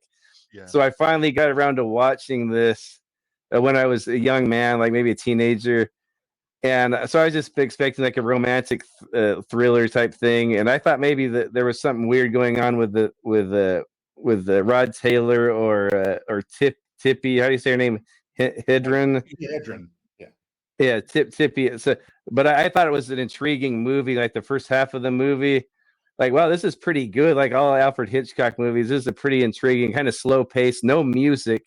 If you notice, this movie has no soundtrack, but man, I love the first intro, kind of weird little flirting going around between these two people, and she's trying to get back at him. It's weird little flirting, awkward moments, and she ends up going out to where he lives in Bodega Bay, which is a cool setting for this movie. Actually. Like I actually on our vacation, I wanted to go there, so we stopped by there and I got a T-shirt, and then we went to the Tides restaurant and all that. But and we went to the schoolhouse and everything. I took some videos of that. I love this movie so much. But yeah, the first half of the movie, like, oh, maybe it is just like my mom was saying, but then like it's you start seeing a weird thing happens with the birds, and it does turn out to be a creature feature. This is a horror movie creature feature.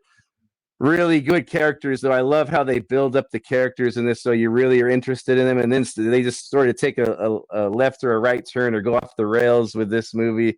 And the birds are out there. There's it goes off the rail. Birds are just attacking people, killing people, attacking all the children. I think it really hits hard, like when children. I don't know if that's a cheap tactic, but anytime children are in trouble, like it really is scary for me in movies. Yeah. And yeah, just all around so good. I love the characters. I love Rod Taylor. We were you guys were talking about Time Machine. I love him in Time Machine also. Yes, he's great. Yeah, and Jessica. Yeah, he's really likable. He's kind of like a defense lawyer, and the girl her dad works for a newspaper agency, and they kind of have a weird history, these two. But they just work together. Once they start getting mushy with each other, I really feel the romance, and it's really heartwarming to me. And the mom is a really interesting character, Jessica Tandy, in this. He's really protective of her son, and she doesn't want him. She doesn't like it when women were going to take him away from her because her husband had died. There's so much going on in this movie with the characters. I love them. And I love Annie. It's so sad. I don't want to give it away, but there's really sad moments that bring tears to my eyes in this movie, and also funny parts too, like at the diner, all the dialogue with the bird lady, was named Mrs. Bundy. Yeah. There's funny dialogue in there with all the townspeople and the visitors, and that scene in the diner. Really scary bird effects. I don't know how they do all this stuff. Like they train the birds or they drug them or whatever, but. So many scary magpies or crows and seagulls in this, and a lot of little references. I don't really know what it's all about, kind of like Night of the Living Dead, like why they're doing this. I think it's kind of like maybe birds had been abused by people, like they put in cages and they're hunted. I don't know what it's all about, if there isn't even anything behind it, but it's just a terrifying creature feature from 1963. I love the birds. I don't know what you guys think about it, but that's my number 2. Well, I mean, Tylord, the strength and frustrating aspect of the birds is its ambiguity. Yeah. We don't get an explanation. We want one, but we can also we don't get one. Yeah. Tylord, this was my number 1, and you're up. Yeah, you're up next, so that you can talk about it because you were next in line. I have an alternate. That was one of my honorable mentions. We won't have a clip for it necessarily, but there is a movie that I found that could be my number 1. But we can talk about that honorable mentions. Yeah, no. What's that? I said we can talk. You can talk about that one in the honorable mentions. Whatever. Yeah, okay. Yeah. That'll be where I really take it tonight. But I couldn't agree more with this pick, especially as Tylord says, it's a creature feature. Yeah. Like one of the best examples that anyone could give. So if you're in college right now, let us help you out. If you need an example of man versus nature in a story, this one is one of the best because nature pretty much wins. Yeah. It's brutal. The way people die so easily and so cheaply. It's incredible. I love this movie. And yes, the danger is it reminds me a lot of The Walking Dead, where I think when the sheriff first meets Glenn and Glenn says they're slow and they're stupid, but when they get in a big group, you're pretty much dead. Yeah. And birds aren't slow and they're not stupid. So these birds are pecking people, but they're ripping pieces of flesh off them. It's not just like peck out. It's like if enough birds wanted to, they could tear you to pieces. Well, I mean, look at the most heartbreaking aspect of the movie is toward the end when Tippi Hedren is attacked in that. You pretty much think she's dead. I mean, that was scary. Look of horror and shock and pain on her face, and she's not right in the head the rest of the film. Mm-hmm. Isn't there a scene where someone goes upstairs to find a couple and they've been ravaged by birds? Well, that's the scene. Oh, sorry. Isn't there someone's eyes gouged out? The mom goes to see the other guy at the ranch, the other guy that raises chickens, and his house has been ravaged. She walks in, it's so cool. You just see her walk in, there's something wrong, and you see all the teacups hanging up, and they're all shattered, like someone shattered the teacups. She opens the door, you see everything's ravaged, there's dead birds all over, and then you see the legs sticking out from behind the bed, and then it shows his face, and his eyes are just black holes, and blood's coming out. He's dead. Yeah. I mean, and equally horrifying to that is Tippi Hedren's, or excuse me, Jessica Tanny's reaction. She just drops her purse and leaves. Out of there, just horrified. What did you see? Yeah. This is Alfred Hitchcock making a monster movie, and it's incredible.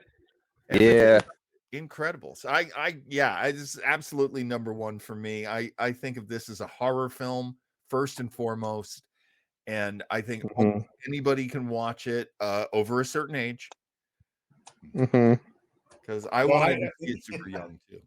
I have two comments before we move on, I guess. But number one, as a trivia, I think it was a good move to excise it. Apparently, originally the ending was going to extend to them getting the Golden Gate Bridge covered with birds. Yeah. So that could have been interesting, but I think it probably ended just right the way it did. The other thing I wanted to bring up was I did, just like Tylord has mentioned James Bond once or twice.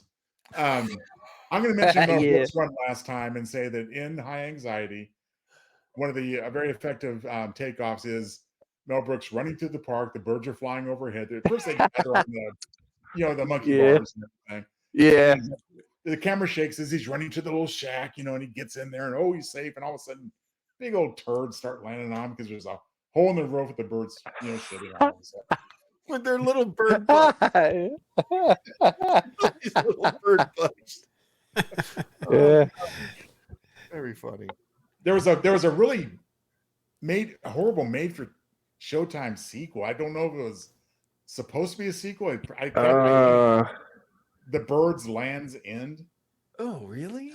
It's like no. Not. It's almost like they tried to take the title and do something else with it. So anyway, just thought I'd mention it, but I wouldn't recommend trying to find it. Yeah. All right. It's all done on a very small scale too, which I love. Yeah. There is no Rambo moment. There is no, it's not like Tremors. It's no, like, triumphant battling. You're losing the battle against the birds from the first moment. Tylord mentioned when they're great special effects with the swarms of birds coming in and attacking. But I do have to mention one of my all-time favorite continuity gaffes, and that is when the birds attack the little kid's birthday party. Yeah, birds are overhead. They're like swooping down at the kids. Kids are running. Kids are casting shadows. The birds aren't. Oh wow. Oh, that's gonna bother me now. Oh no. Thanks a lot, Townsel. Well, maybe it's because they're the John. Maybe that's why. Yeah. But everyone has encountered birds. Everyone has encountered, being attacked by something from nature. Everyone has, and that it is a legit scary movie. So I really like it. Yeah. And a lot of people have a phobia. I mean, I count myself among them. I'm not super comfortable with a bird landing on my shoulder or anything like that. Like even a parakeet. Yeah. I always felt sorry for those little lovebirds, though. They just were innocent. They weren't. Oh yeah. Yeah. And I've definitely talked with people who thought it was the lovebirds that started the whole thing. Oh, really? That could be a theory. Yeah. Yeah, you think it could be Homegirl, but it could have been the birds, huh? They're the masterminds. Yeah. Definitely had some friends who suggested that. Yeah, I wouldn't trust them. Yeah. Yeah. All right. Well, Can we please take the birds? They didn't do anything wrong. I haven't heard anything. Yeah. All right. Well, that was. Oh wait. Oh, go ahead, Tyler. Oh wait, before you go, I forgot the James Bond reference. She had a DB. She had an Aston Martin. Tiffy had an Aston Martin, and I think Rod Stewart was a contender for Bond at one point. Rod Taylor. Oh, I was gonna say Rod Stewart, the singer. Did I say Rod Stewart? Dude, I would watch Rod Stewart as James Bond in a yeah, Rod Taylor. Sorry. Already in my top 3 Bonds. Some guys have all the luck. Yeah. And may I express my respect, admiration, and pity, quite frankly, for Veronica Cartwright, who had to do with this and nasty chest bursting aliens later. So I didn't know that. Damn. That's her. Wow. All right. Well, that was Tylord's number 2, Captain John's number 1. We're gonna go to Joe Townsel's number 1 pick now. All right.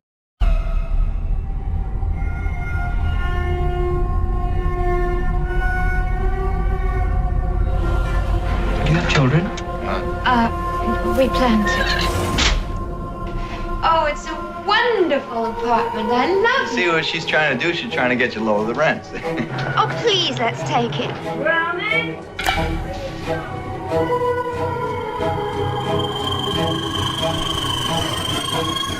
Are you pregnant? No, not yet. No, you're not religious, my dear, are you?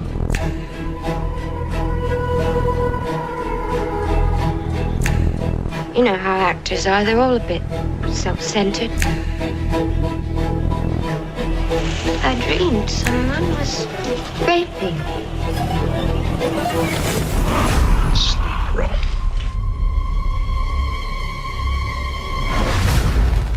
We have to make a baby. Dr. Hill? Congratulations. You're pregnant. Now to a fine, healthy baby. Here. I have a pain.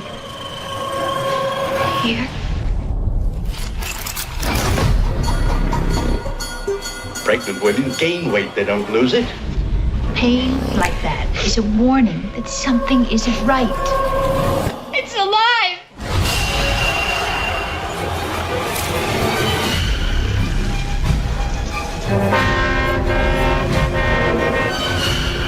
We're your friends, Rosemary. You witches! Go to hell! I'll kill them before I let them touch you. Somebody help me! What have you done to him, you maniac? At number 1, Joe Townsel's got Rosemary's Baby. That must be a contemporary trailer because that gives away a lot of the movie. It hey, is. what can I say? I mean, I'd actually wrestle between this and Psycho as my number one pick, but ultimately went this way. Again, 1968, a great year for horror. Given to us by two brilliant creatives, Ira Levin, the author, who also gave us Stepford Wives a few years later, and lesser achievements like The Boys from Brazil, and of course directed by Roman Polanski, who, despite what one might think of his private life, I mean the guy was and remains brilliant. I think he's still alive. I mean, what a gut punch. I mean, as Tyler was saying, fairly mundane to begin with. I mean, because the effectiveness of this era's horror is that we see a slice of life. We see, there's little odd things here and there. The old people next door kind of squirrely, and they give us, they always give me this little nasty taro root drink to drink, to have every day. But nothing outrageously sinister going on. But it slowly builds, and that of course makes the effectiveness. But I mean, Rosemary and Guy, I mean, they move into this very upscale Manhattan apartment building, and they're very lucky. He starts getting some good luck with some acting gigs through the misfortunes of his competition, unfortunately. But what Rosemary's going through physically, it alluded to in that trailer, pregnant women don't lose weight, they gain it. What's going on with her? But then suddenly she balloons. But what more iconic scene is there than the actual rape by Satan? That iconic line. This is really happening. And I also have to mention that one of the more effective Mad Magazine takeoff titles of this film was Rosemary's Boo Boo. What a boo boo it was. But I mean, how chilling once all was revealed and the old people, it's comical in a dark way where Ruth Gordon, I think that's the actress, drops the knife on the floor, and she just does a little thing here to wipe it clean, like a person would in her own. And Rosemary's horrified. She feels violated. I mean, that's the ultimate violation, obviously. What? You're rocking him too fast. Let me. I'm his mommy. And she accepts. And the final look of those yellow demonic eyes, that is iconic as well. So generally scary. I mean, of the 60s, I definitely, after some reflection, decided this needed to be my number one pick. I absolutely agree with that. When you think about where art was, you still had very powerful sort of community, forces, and one of the biggest ones being the church.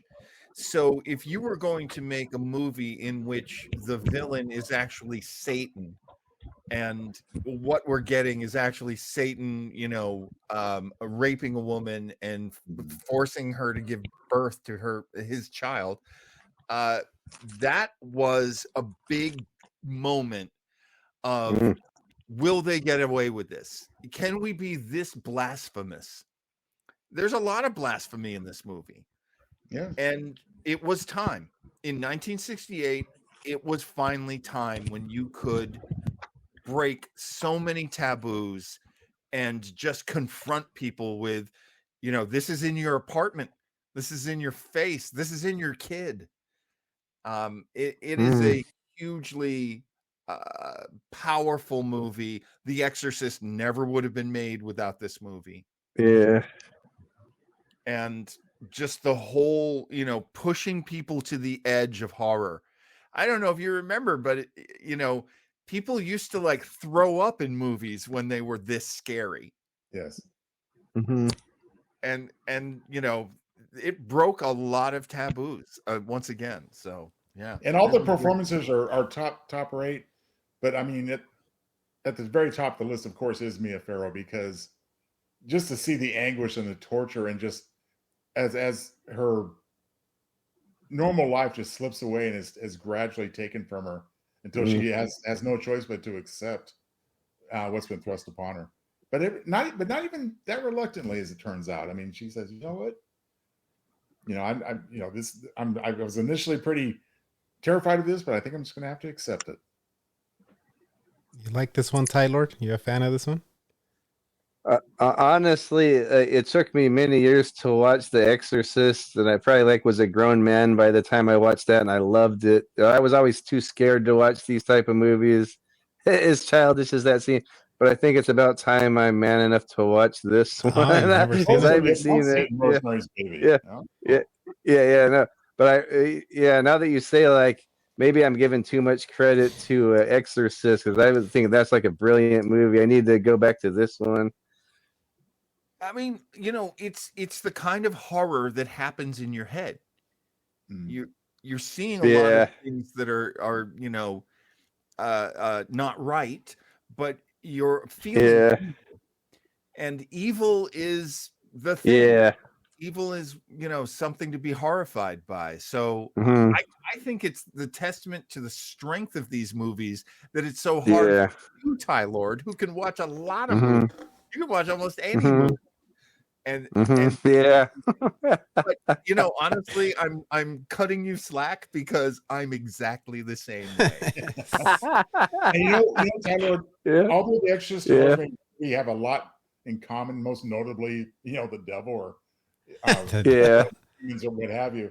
One thing they don't have in common, Rosemary's Baby is not terribly graphic. There's one brief nude scene, rape scene, and the rest of it is go in suspense. Okay. So you've seen worse since, to say the least. I do have to mention that Rosemary's Baby begat, to use a word, a very lame made-for-TV sequel called "Look What Happened to Rosemary's Baby." Again, oh no! And apparently on Paramount Plus next month, we're going to be treated to a new film, a prequel called Apartment 7A, I believe, which is their apartment. Because there is a backstory there that they get into in Rosemary's Baby briefly at the beginning. Yeah, and the preview for that makes it look pretty good. There's a little more. I'm intrigued by that one. Actually, I'm looking forward to it. We're definitely worth seeing from what I. Oh, excellent! I think I need to rewatch this one. I don't know why, but I've seen this 3 times or try to see it, and I fall asleep every time. So a little bit too slow of a burn for you. Maybe I don't know, or it's just when I watch it, I'm just tired because I tried to watch it about a month ago, and I just knocked out on the couch, and I'm like, man, every time I try to watch this movie, I fall asleep. So here's a tip for you. This happens, to me from time to time, and this is the type of movie that you could watch in a couple of sittings. Yeah, for sure. Maybe I gotta cut it in 2 episodes. Yeah, there you go. Man, watch it out next time. Other people's marriages are none of my business, but there are times when I will watch things with my wife, and that will make it less boring. And also, I have her reaction. So I don't know if your missus is interested at all in watching. She likes Rosemary. From all the movies we've named, I know she likes The Birds. She likes The Birds. Oh, I don't know if she's not a big horror movie fan, so I don't know if she would, especially because she doesn't like satanic stuff. She might not like this one. Maybe this is definitely satanic stuff. It doesn't get much more satanic. Maybe I'll show her the one with the devil rides out. Sounds better. I'll show show her the one with the goat's head.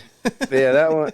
That one's from '68 and it deals with Satan, but it's kind of more of a. I mean, it's dark and scary, I think, but I think it's more of a silly, fun movie. I don't know. It's not really silly, but it just kind of has that horror, that hammer, a little bit of camp to ease my nerves.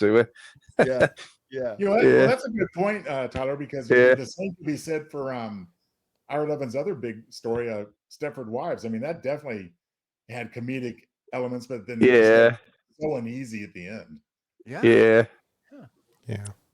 All right. Well, I'm gonna go now to. We're on the last 2 picks here. My number 1 pick here. Is your time so empty? No. Well, I run the office and tend the cabins and grounds and do little errands for my mother. The ones she allows I might be capable of doing. Do you go out with friends? Well, a boy's best friend is his mother. I just wanted to play that clip. I got Psycho at number 1. I don't know why. That's my favorite line of the whole movie. Well, a boy's best friend. If I'd gone my original inclination, T-Bone, we would have been right there at number 1. Yeah. So this is Tylord's number 1 pick too. Once he did the swap, he swapped. Yeah. We had it reversed. You had Psycho at number 4 and Night of the Living Dead at 1, and then you swapped. So now we have matching number 1 and 4. Yeah. But we both after rewatching it. Yeah, the other day after rewatching, I had to put it up here. But that's like a big shift from Night of the Living Dead being 1, and then you moved it to 4, and then you moved Psycho from number 4 to 1. What happened? Yeah. Well, I rewatched it. That's what happened. I love this movie. When I was a kid, I was really little, and I watched this. And I mean, it had a big impact on me. I saw it with my grandmother and my grandfather, and I think my mom was there. And my grandmother would always get into movies and yell and stuff. Oh, look out! So I thought it was a super fun movie. When I saw it with my grandmother, like she would really get into movies. And of course, my grandfather liked it, but he would be more controlled, like oh yeah, but I remember this. But then I hadn't watched it in a while, maybe like 10 or 20 years. I watched it again, and I still was up there on top for me. But I rewatched it a few nights ago, and that's why I changed. Like, man, this is so good. Just like you were saying, like we were talking about the birds, how this movie it doesn't start off as a horror movie. He embezzles the money, and it's a really kind of intriguing story, kind of she's always in awkward situations, like with the cops and everything, and trying to get a new car. And it's a really intriguing story. And this is like the peak of cinema. I don't think movies have ever gotten better since then. As much as I like movies that came after this is just like, it's just so intriguing how a movie can just go in any direction. And like the movie just sort of, once you get to the Bates Motel, the movie just takes another direction. Like it feels like this, like anything could happen in movies at this point. Like it just takes a totally different direction. Kind of turns into a slasher. Like she says, you meet this weird guy, Norman Bates, that runs this motel, and he's kind of socially awkward, and you kind of get into his mind, and there's some conversations with Janet Leigh and really good acting in this movie, and Tony Perkins. Man, and then the movie just and one thing I forgot to mention at the beginning, we were saying like the sexual tension. There was it all came out at this point, 1960. It starts off with two hot people in bed kissing each other, and the guy's shirtless, and the girl's in her underwear. Yeah. Yeah. Oh, yeah. She starts off in the white underwear because I guess Alfred Hitchcock was saying she's innocent at the beginning, but then she goes to evil and she has black underwear. Or is that how it works when she's at the motel?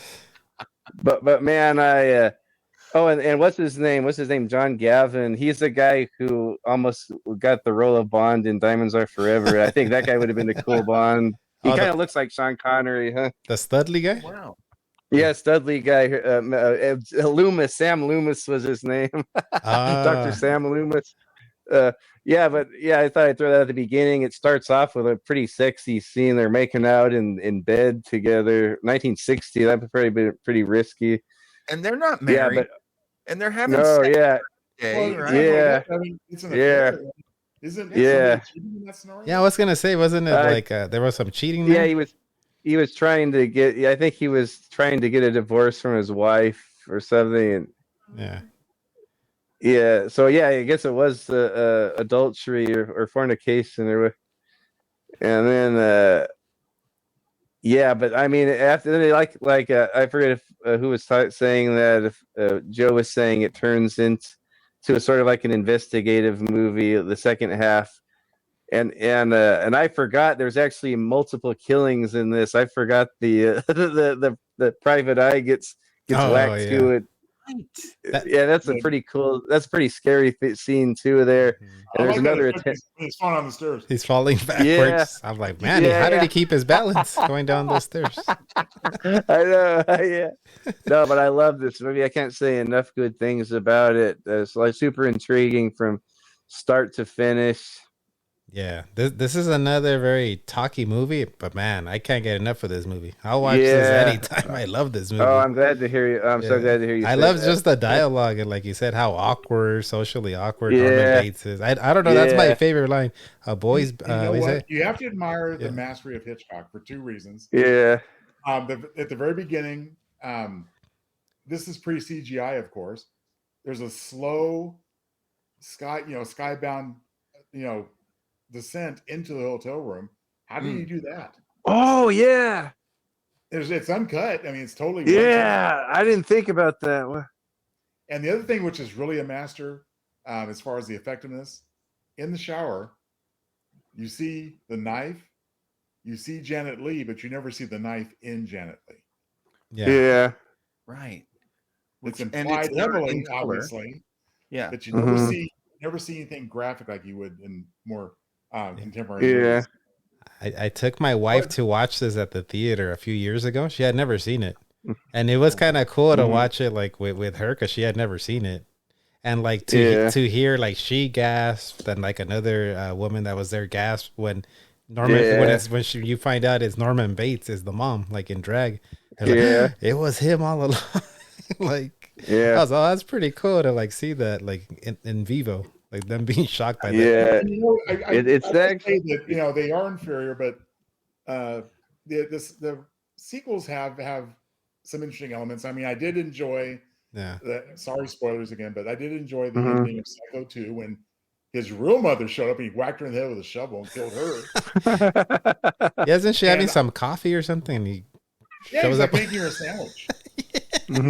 She's like talking away. He just comes up, and she like rides on the floor before she dies, and that's cool. But my favorite in Psycho 3, he goes to kill the female in that one, and she's already like slit her wrist. So mom's like, "What?" And there's one really great scene in Psycho 3 where the sheriff, Norman's hidden one of the bodies in the ice chest outside the door, and the big ice machine. And the corpse is in there, and there's a little bit of blood on the ice, and the sheriff just starts eating the ice, casually talking to Norman. I think I remember. I watched the movies recently, like all four movies. I know, isn't one of them like it's like a radio DJ talking to like Norman Bates the whole time? Psycho 4, which was made for TV. Yeah, but that was like the first experiment in providing like the origins of Norma and Norman. I like the sequels too. I thought they were kind of cool. Yeah, I mean, they're not horrible like Birds, the Bird's Land's End or Look What Happened to Rosemary's Baby by any means. I think I also like it because of the nostalgia too, like living in SoCal and going as a kid to Universal Studios and getting on the tram ride, and oh man, there goes the Psycho house, and you see like the silhouette of the grandma in the second floor. Yeah. So that was on the studio. So did they film all that on the studio, or is that a real place? Yeah, because the motel's there, the Bates Motel, right? Like right. Oh, that's awesome. Right? No, they actually filmed there, but I think they've moved the house and the motel a couple times. Yeah. Believe it or not. Okay. But there's that nostalgia seeing the house. Right, and what you would see on the tour was the proper was Hitchcock's scale, right? Because everything was made smaller and shot from a distance. Oh yeah, and that again is like some magic from Hitchcock. Yeah, he was amazing at that. I just like that. I love the character of the mother. In the original movie, she's the monster to me. She's well, Michael Myers is dead now. Wait, where's his body? Like, she still exists. She's in his head. And there's that beautiful scene where the fly lands on his hand, and and he's like, "I'm not gonna hurt that fly because I wouldn't hurt a fly." Yeah, that's awesome. I remember being on the tram ride too, and then the guy that's the guy that's giving you the tour, he's like, oh, the sound effects you hear when they're stabbing the first victim is they're cutting into a watermelon. So that's the sound effect. That's how he got the sound effect for the stabbing. I always remember that as a kid. Like, oh, that's cool. I mean, Hitchcock was all about details too, and that's a great part of it. Yeah, but for me, it's like that Anthony Perkins. That guy's awesome in that movie. I like the part where the detective is looking through his books and he's like kind of slowly like looking at what he's looking at in the books. Yeah. Oh, that was that's so awkward, that scene. When he's eating like peanuts or something. He's like, like, what are you looking what does he have? Or he has like corn nuts or candy corn or something. Yeah. Yeah, it's a great Anthony Perkins movie. Just a perfect Anthony Perkins movie. Yeah. I used to be haunted by the cover of part 3. Is that the one where he's like dangling some keys? Like in front of the... Yeah. Oh, he's handing you the keys to the room. Yeah, I used to. Where I used to live, there was a giant billboard of that, like him dangling the key, and me just walking by it as a little kid, like, oh shit, this guy's scary. Come check in, Mario. Yeah. So we all went. Did it look like this, Mario? Yeah, exactly. It even had a little plastic thing on it. Yeah. So we went. My good friend Tony Luna from Who's Home on Broadcasting tonight, and this is actually a Overlook motel key from The Shining. That's cool. Oh, nice. That's cool. Yeah. So, any honorable mentions now that we've gone through our list? Any that like, man, should have made it almost made the list, but it didn't. I'll tell you, I was doing some. Was no one going to mention The Raven? It was on my on my alternates list, but it wasn't on my top 5. Oh, I see. I only bring it up because there were those Edgar Allan Poe movies that were made by what's his name? I remember Vincent Price and maybe Peter Lorre or Vincent Price was in some of them. That's exactly right, Tylord. That is exactly right. So there was actually a movie that they were putting together as a follow-up to The Raven. And it was written by Richard Matheson. Richard Matheson got this director, Jacques Tourneur. And Jacques Tourneur had done so many incredible movies. There's a film noir movie called Out of the Past. I just happened to see it like a week ago. And it is without a doubt one of the best film noirs, two-fisted film noirs that's ever been made. One of my favorite horror movies of all time, I'd have to say my absolute favorite, was a movie called Night of the Demon. But it's from 19... Oh, right. And I didn't know anything about it except it starred Dana Andrews, and it was English, and it was made, as it turns out, in 1957. The director was Jacques Tourneur. So Jacques Tourneur, Richard Matheson just thought he was the best, and he was incredible. So anytime you can see anything made by this guy, you should absolutely do it. But there was an episode, and maybe you can help me out with this one, Townsel, because I know that you know Twilight Zone really well. But there's an episode about an old woman who's disturbed by the ringing phone. Yes. Yes, that story is called oh goodness, the title is escaping, but I know exactly. I saw it recently. I think it's a Matheson script. And Matheson had a good relationship with the producers of Twilight Zone, and he said, "We want to work with Jacques Tourneur. You want to get this guy?" And they said, "Well, he's a movie guy.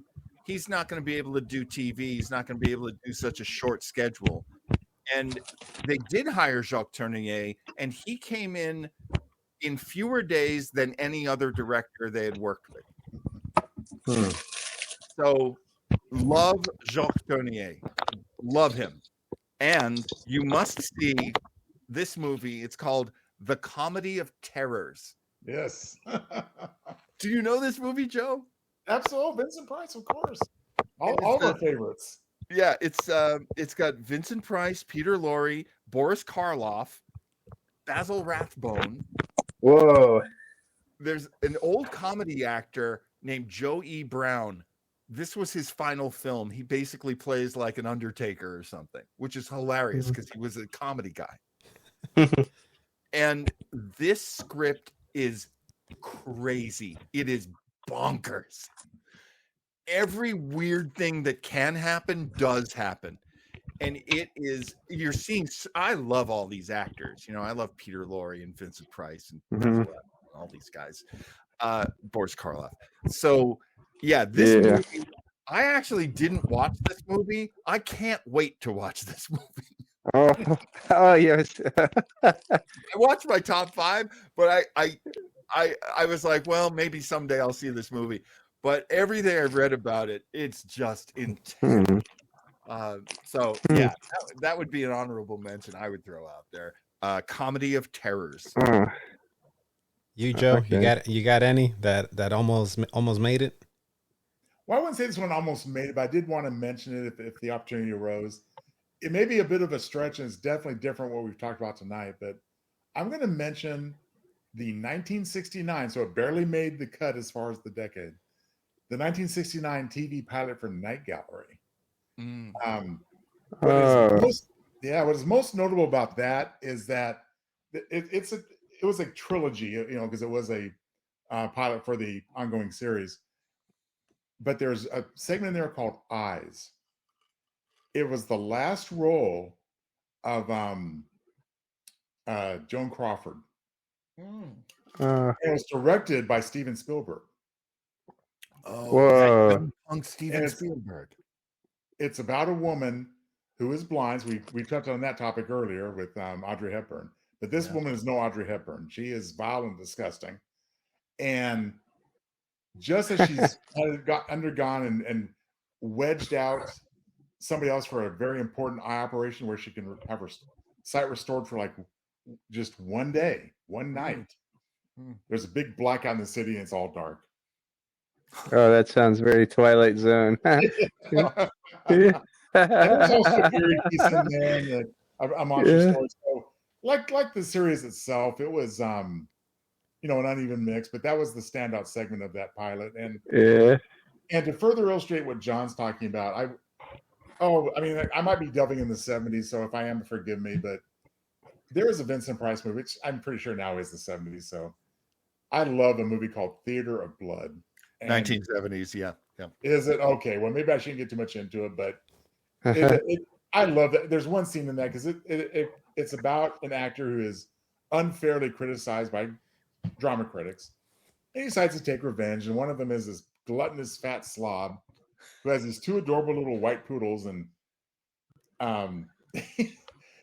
suddenly the actor who can play any part, he fools the guy, and he's big chef. He says, "How do you like your dish?" "Oh, that's delicious." And he lifts up the little thing to reveal these 2 little fake toy poodle heads because he's made the dish out of the poodle bodies, of course. And he made the guy eat his own poodles. He's eating his own poodles, and just before you get over that, Vincent Price shoves a funnel in the guy's mouth, starts force feeding him this poodle meat. So again, sorry about the excursion into the 70s, but hey, maybe that's like the jumping off point for a sequel to this episode. There you go. Yeah, have we done 70s? You know what? We haven't done it, but we can, and I think we didn't do it because the first ever horror movie podcast episode I recorded, Tylord was on, and we did all-time favorite horror movies, and a lot of them were 70s. So it almost felt like a 70s podcast episode. But I don't know, maybe we'll, it's been 4 years, so maybe we'll come back. Other movies to check out in the 60s, I'll just mention them. I won't get into them, but let's not forget the great Betty Davis, Hush Hush, Sweet Charlotte, Whatever Happened to Baby Jane. Those are on my alternate list as well. Black and white, moody, suspenseful, and creepy. There were a bunch of those. There was one that Joan Crawford was in called Straight Jacket. Oh, yeah. Which is about an actor who is probably her. Yeah, there's a bunch of these, like they'll take a big star from 30 years before and put them in this B picture horror movie. It's really subgenre. Tylord, you got any honorable mentions? No, I was gonna mention the one Joe had, the Last Man on Earth. I like that one. There was another zombie one. I don't know if that was 70s or not. It was called Let Sleeping Corpses Lie. Is that 70s? It was a very Romero style. Was that 70s? Was that 70s? I don't know. I've never heard of it. I think it may have been called Night at the Manchester Morgue in over there in England. Yeah. That was like a Romero style zombie movie, but it might have been early 70s. I'm not sure. I'm consulting IMDb as we speak. Let Sleeping Corpses Lie. It might have been deep into the 70s. I was thinking it was maybe 69. I'm afraid that you made the same egregious error. Okay. It was 1974, but again. Okay, yeah. Okay. It's fine because it's such a great title. We're going to let it pass. Okay. Do you have any? I'm gonna be honest. I had a hard time coming up with 5. I had to watch like 7, 8 movies to get 5. Well, I'm going to mention one that will make you sad that you didn't think of it. Which one?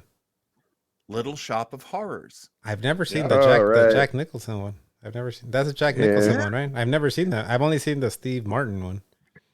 Right, exactly. You've seen the sort of like, let's look back at it and laugh, but I mean, it was a creepy ass movie. Yeah. And probably everybody should see it at one time. It's really like cheap but creepy. Yeah, haven't seen that. What's his name? And Jack wasn't really in it that much. He was like the masochist guy that Bill Murray played, right? Yes. Bill Murray plays in the Frank Oz musical. Yeah. Readily available on YouTube is the alternate ending for the musical version. Oh yeah. Where Audrey the Pine eats Audrey the woman, and then grows proportions and destroys the city. Yeah. What a great ending! It did so poorly in like testing, right? Audience testing, that they made a happy ending version of it, which sucks. Yeah. It's terrible. Yeah.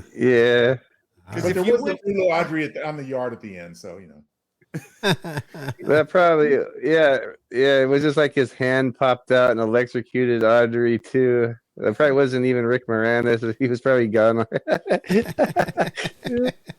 If you saw the musical in the theater, they had these giant vine tentacles drop from the ceiling on you.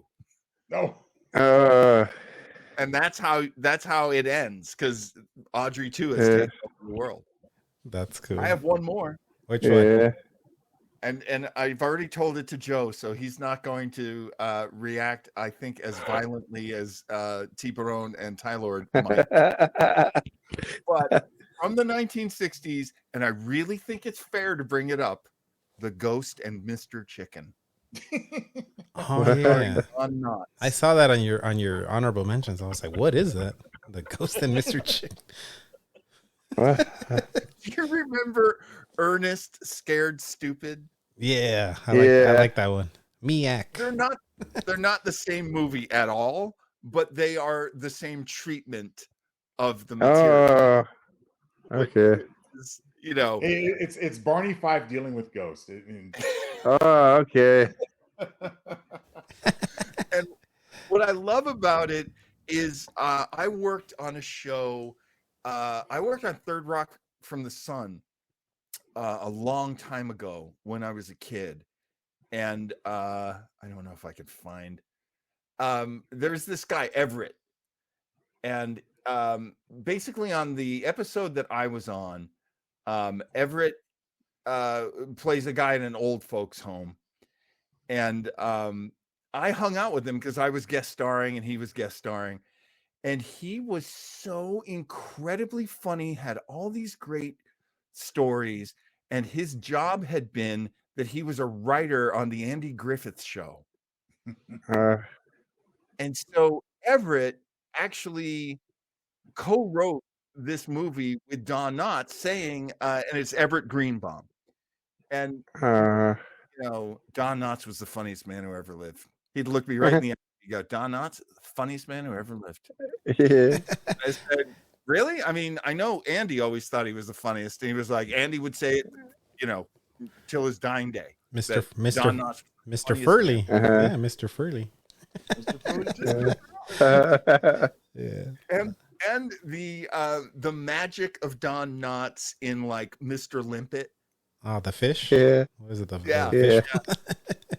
I mean, he was a very unlikely leading man, but I do think it's important that we give credit to the Ghost and Mr. Chicken, because one of the reasons why horror was so poorly treated in the 1960s in America was because you had Abbott and Costello meet Dracula, and you had Bowery Boys meet the monster, and all of these sort of, like the Ed Wood movies were just so bad and just so poorly done that people had kind of discounted horror in this country.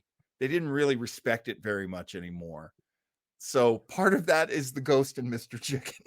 But I feel the best of all of them was the Ghost and Mr. Chicken. I think that's a very appropriate and very fitting conclusion to our great list of films we talked about tonight. One to check out with Mr. Don Knotts. All right. Yeah. Before we go, you guys know already. You guys know it is tradition to play a little trivia game at the end of the episode. So we're gonna take a little commercial break. Yeah, there's gonna be a good triple threat match here, where we're gonna take a little commercial break and come back and play a little trivia game. Back to present ancient Chinese pantomime, just for fun of it, Jello Tonight. Back to present small Chinese type baby waiting for dessert. Chinese mother bling baby, Jello, famous Western delicacy. Poor Chinese baby. He unable to tell if this Jello is strawberry, raspberry, cherry, orange, lemon, lime, apple, black raspberry, black cherry, or grape. Jello come in all 10 flavors. Poor Chinese baby. But Chinese mother bling baby, great Western invention. Spoon. Spoon was invented for eating Jello. Baby find this is grape Jello. Deep, dark, delicious new flavor. Chinese baby very happy. So end ancient Chinese pantomime. Is pretty good commercial, no? Bling baby, grape Jello. Apparently, you can't eat Jello with chopsticks, according to this commercial. And yet, if you go to a buffet, I bet you find somebody there who figured out how to do it. It's always with the Chinese buffet, so yeah. I think a commercial that wouldn't fly nowadays. No, probably not. I love the fact that he can't say L's. He says R's instead of L's, except for when he's talking about the product. Yeah. Strawberry. Strawberry. Yeah. They're like, well, we're going to have him say Jero.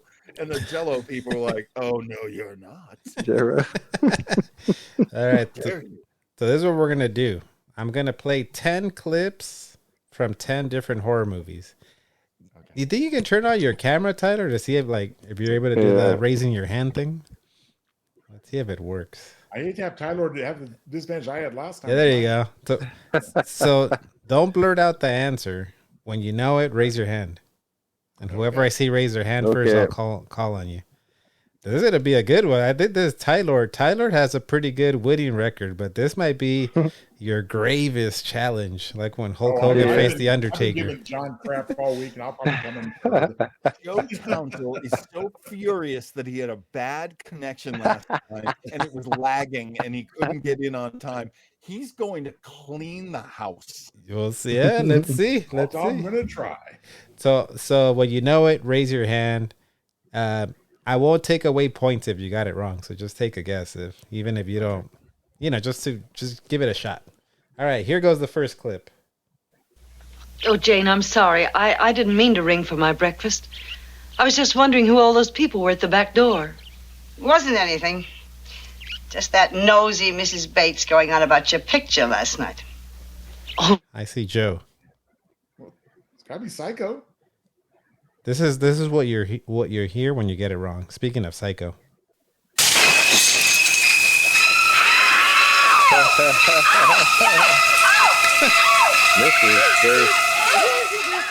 That is incorrect. So let me play the rest of the clip and see if. Wow, that's a trick one. Let's see if Tylord or John can get it. Let me play the rest. Oh, really? Did she like it? Oh, really? Did she like it? She liked it. I remember when it first came out, it got a tremendous reception. The critics described it as brilliant. Do you remember what year you made that picture? But of course. You must too, 1934, right after I did Moonglow. I made a picture that year too. I see John. Is that Whatever Happened to Baby Jane?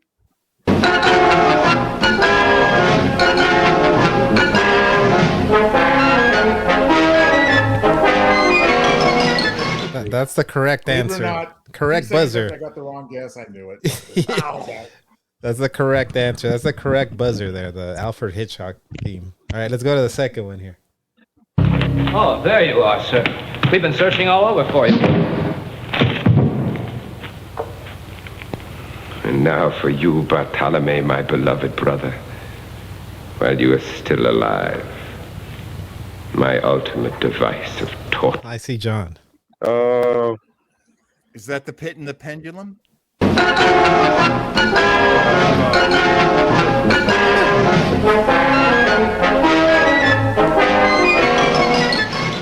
He's coming out hot. Coming out hot. All right, let's go to number 3 here. House of Fire. House of Fire. I could be a very good friend to you, you know. You look after me, and you can forget about the rent.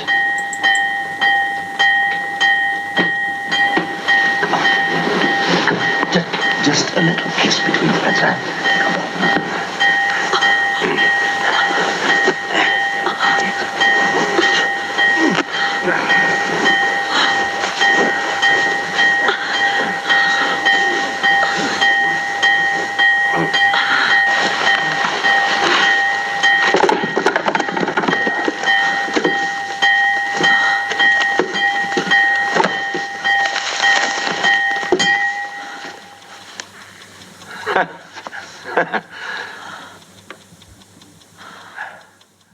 No one wants to take a guess. Oh, The Fog? Not It's The gotta be Fog. something rapey.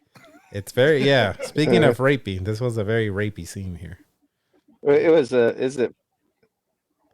See, Tyler? Is it Frankenstein? It is not Frankenstein. Okay. I'll take a wild guess, John. Is it? Oh man.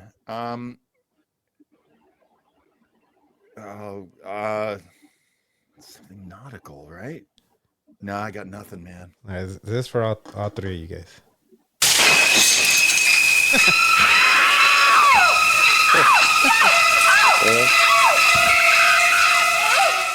So it was Repulsion. Repulsion was the movie. Wow. I've heard of it. I passed by it when I was looking for movies. Yeah. Repulsion. Yeah. All right, here goes number 4. Who is in that? In the 60s, right? Yeah, these are all 60s horror movies. Okay. All right, number 4. Due process of law. What law demands, we shall satisfy. You will each be tied in a prescribed fashion and cast into the moat. Should you then sink, we will know that your confessions are false. If, on the other hand, you are seen to swim or float, then your confessions of witchcraft are proven beyond a doubt in the sight of God, and you will be withdrawn. I see Joe. Mask of the Red Death?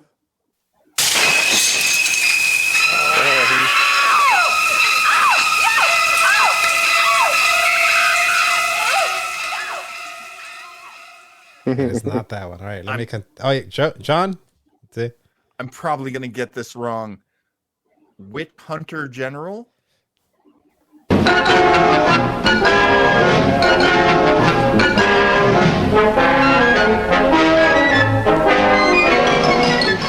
How did you know that? I started watching it. It was too gory. Oh no! All right, so right now we got John 3, Mr. Joe Townsel 0, Tylord 0. All right, let's go to the next one. My goodness.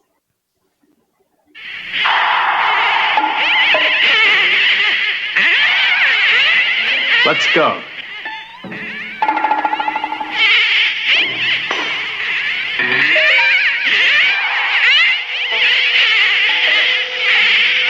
Easy, men. It's working.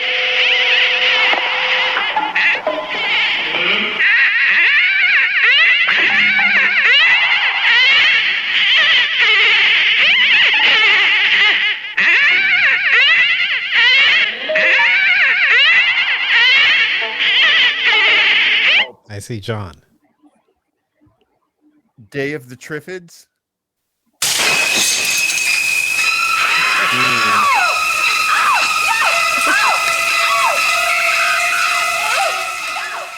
All right, let me continue the clip.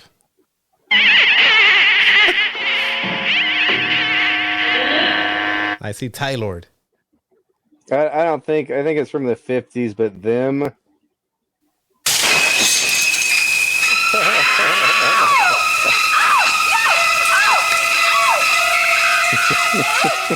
You want to take a stab at it? No pun intended, Mr. Joe Townsel. Or you want to hear the rest of the clip? I think there's like 10 seconds left. Clip. Yeah.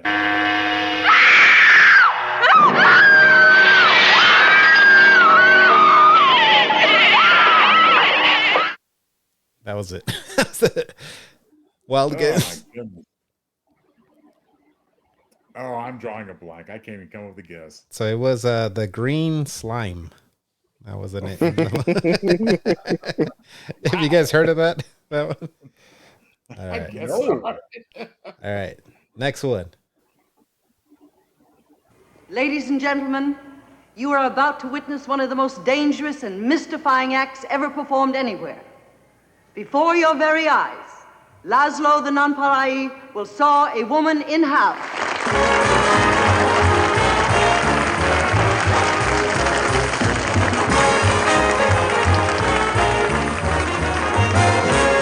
Gentlemen, now that you have had the pleasure of meeting me, let me present my beautiful and brave partner, Matilda.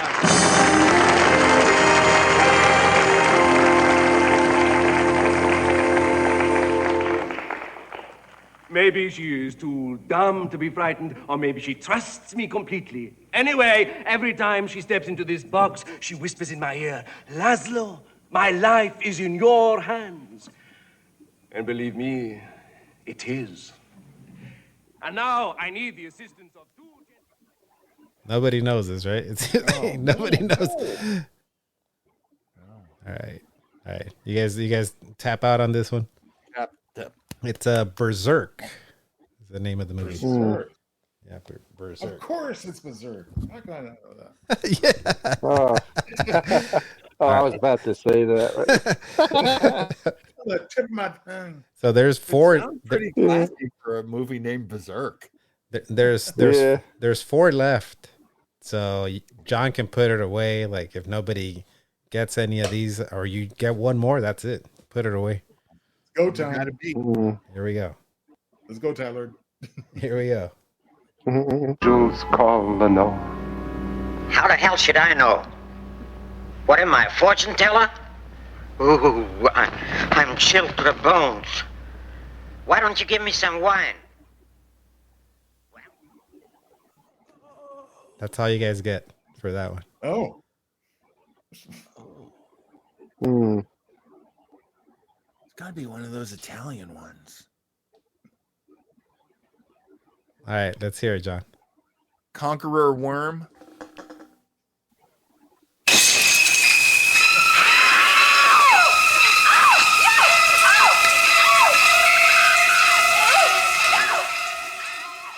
Joe or Tylord? Oh my You guys tap out on this one?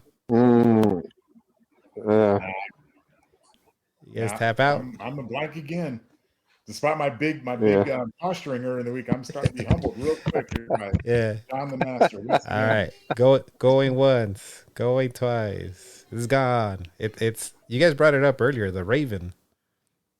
That was the Raven. That's what Vincent Price is talking to the crow. I guess the Raven outside the window. Oh, okay. All right, next clip. This means we won't have any contact with the mainland. I can't take the emergency launch back with me.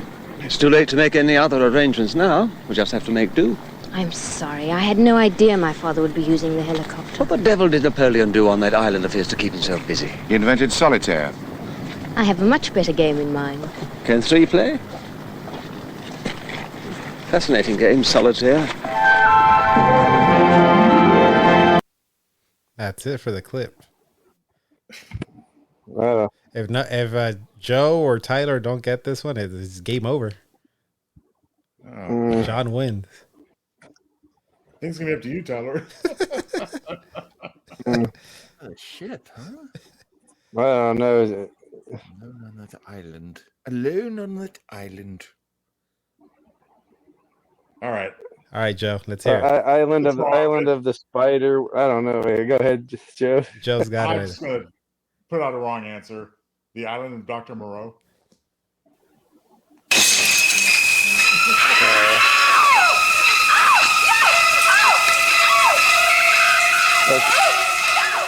Yeah, so it's That was 70s anyway.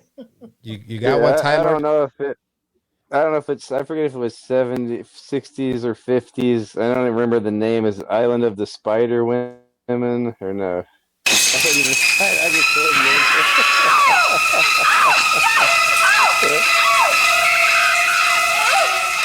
You guys were close. Island was in the title. It's Island of Terror.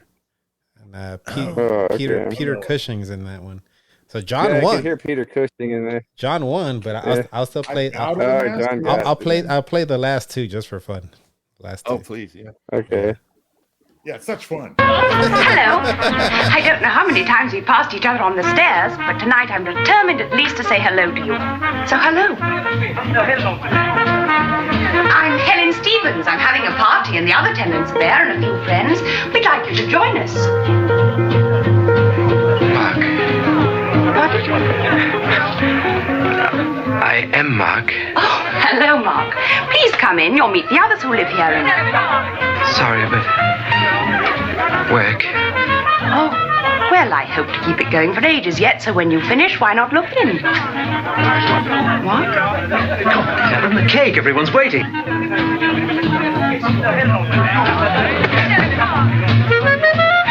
Happy birthday.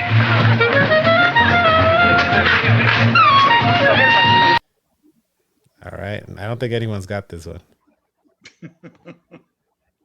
No. It's Peeping Tom. Peeping Tom. Oh, Peeping Tom. Peeping Tom. Okay. All right, next. Another one of these psycho ripoffs. Yeah. Next clip. Entertainment. You must hurry now.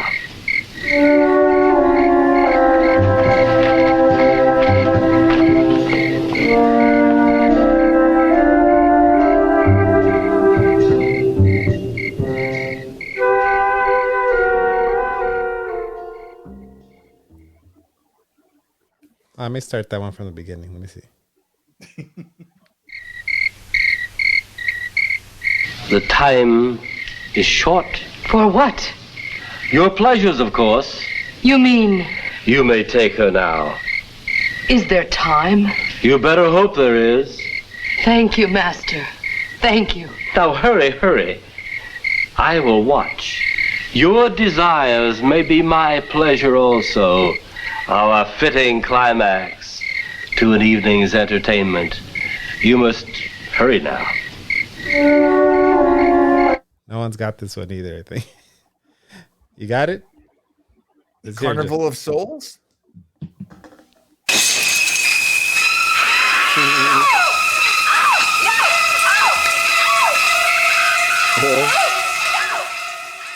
It was nobody's got it, right? It was Orgy of the Dead. Wow. How do I not know about a movie called Orgy of the Dead? Hey, just for fun, this was going to be a tiebreaker in case someone. That was unnecessary, wasn't it, John? Yeah. I'm gonna play what would have been the tiebreaker if there was a tie at the end. Here, let's see if someone can get this one right. I'll take you to cabin 10. Better sign in first, hadn't we? No, that's not necessary. My boss is paying for this trip. I see Joe. That would be Psycho.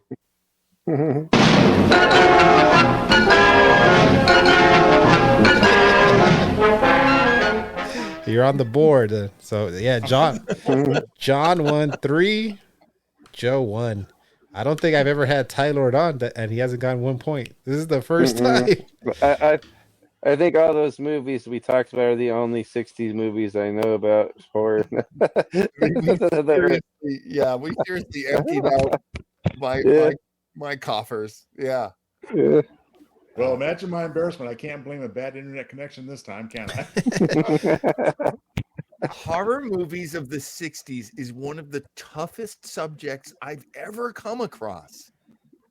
It's not like the 70s where pick 10 movies. Could be completely different from your 10.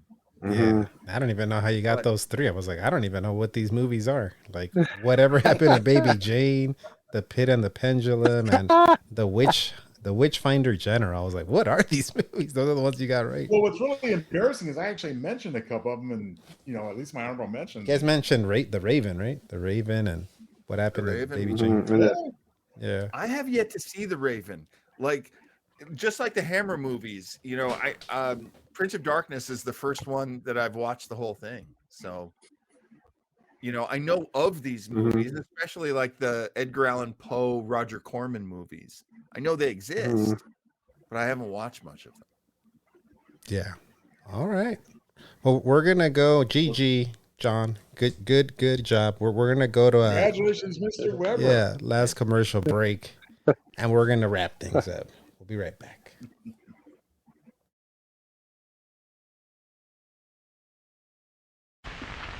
Harvey, want anything special for your birthday? Just a decent cup of coffee. You're kidding. I'm serious. Honey, your coffee's undrinkable. It's pretty harsh. Well, so's your coffee. The girls down at the office make better coffee on their hot plates. Well, see you later. And he didn't even kiss me goodbye. If I could just make a decent cup of coffee, I could relax. So, relax. Why don't you try Instant Folgers? Tastes good as fresh perked. Good as fresh perked. I'll surprise Harvey for his birthday tonight. Hey, great coffee. It's Instant Folgers. Doesn't it taste good as fresh perked? Better. Better than those girls make at the office? Honey, their coffee can't hold a candle to yours. Instant Folgers taste good as fresh perked. Try it. Man, different times the 60s were. Oh my goodness. So, Harvey, what'd you get from the wife for your birthday? Instant coffee. No wonder you're banging the girls at the office. Oh man, well, thank you guys for coming on. I'm gonna give you guys an opportunity. Mr. Joe Townsel, let them know where they can find you. What you got going on? Well, as my shameless plug up there says, I can be found at joetownsel.com on Amazon. I will plug that I by year's end, I will have my new horror anthology available for purchase. That's called Horror Springs Eternal. I'm very excited about it. I hope everyone enjoys it and picks it up. And I have been promising it for the fall. If I get it out there by December 20th, I will have met that deadline. Just bear it up. Very, very good. Captain John, let them know what you got going on, where they can find you.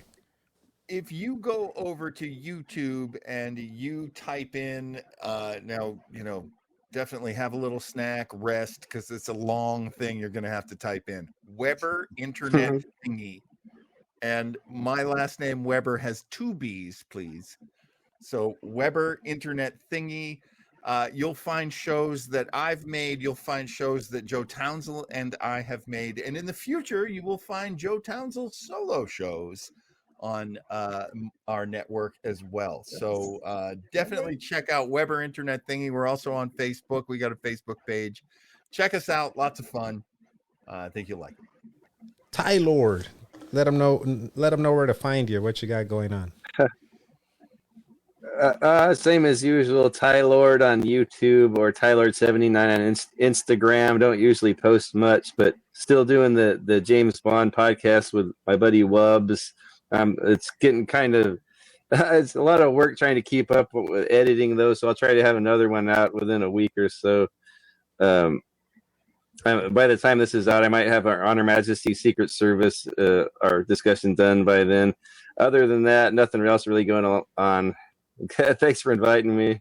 Yeah. Thank you, guys. As for me, I was kind of excited to have you three on at the same time. I was like, there's going to be a lot of knowledge being dropped here. Oh man, I'm so glad I get to be on with you guys. It's good to catch you, Tyler. It's been a pleasure. And your knowledge of 60s horror is very, very impressive, my friend. Yes. Oh wow, that's why I don't know about that. That's why I nicknamed him the Professor, Tylord Stevenson. Good, because Mike Tenay, I should not have that. There you go, Mike Tenay. I'd much rather Tylord was the Professor. As for me, leave me a goddamn review on Spotify or Apple Podcasts, please. You can buy a shirt. Tylord has one of my Hollywood Hogan Tiburon shirts. RetroTiburon.com. Sub to me on YouTube. I do gaming live streams, swap meet hunts videos, unboxings, pickups at Retro Tiburon. But thanks, guys. Before I let you guys go, because this is dropping the first week of October, I'm going to go around and tell me, little kid version of you, you're going trick-or-treating. What are the top two candies you want in your bag? I'll start with Joe Townsel. Well, I mean, there's only two answers to that question, T-Bone, and that would be miniature Snickers and good old candy corn.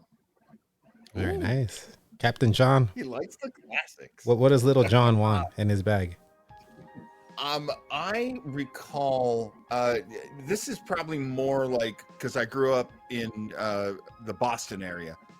I love what's called the Sky Bar. It's a candy bar that's got 4 different flavors in it. Wow. That was a good one. And I was also, it's got to be Reese's Cups, man. Reese's Cups are just everything. Tylord, what does little Tylord want in his bag? Maybe Tootsie Rolls, and my wife hates them, but candy corn, yeah. Hell yeah. Tootsie Roll. Yeah, same. The only way to eat candy corn, it comes in 3 sections. You eat each section individually. Yeah, that's how you do it. I would make like vampire teeth with them too. That's how you do it. For me, candy corn, and just don't give me any of those goddamn orange marshmallow peanuts, please. Please, the circus peanuts. Keep those to yourself. Use them for packing material if you're sending things out to friends. Because honestly, no one should be eating that garbage. All right, have a happy Halloween, everyone. We're out of here. Later, guys. See you guys on the other side. Thank you. Later.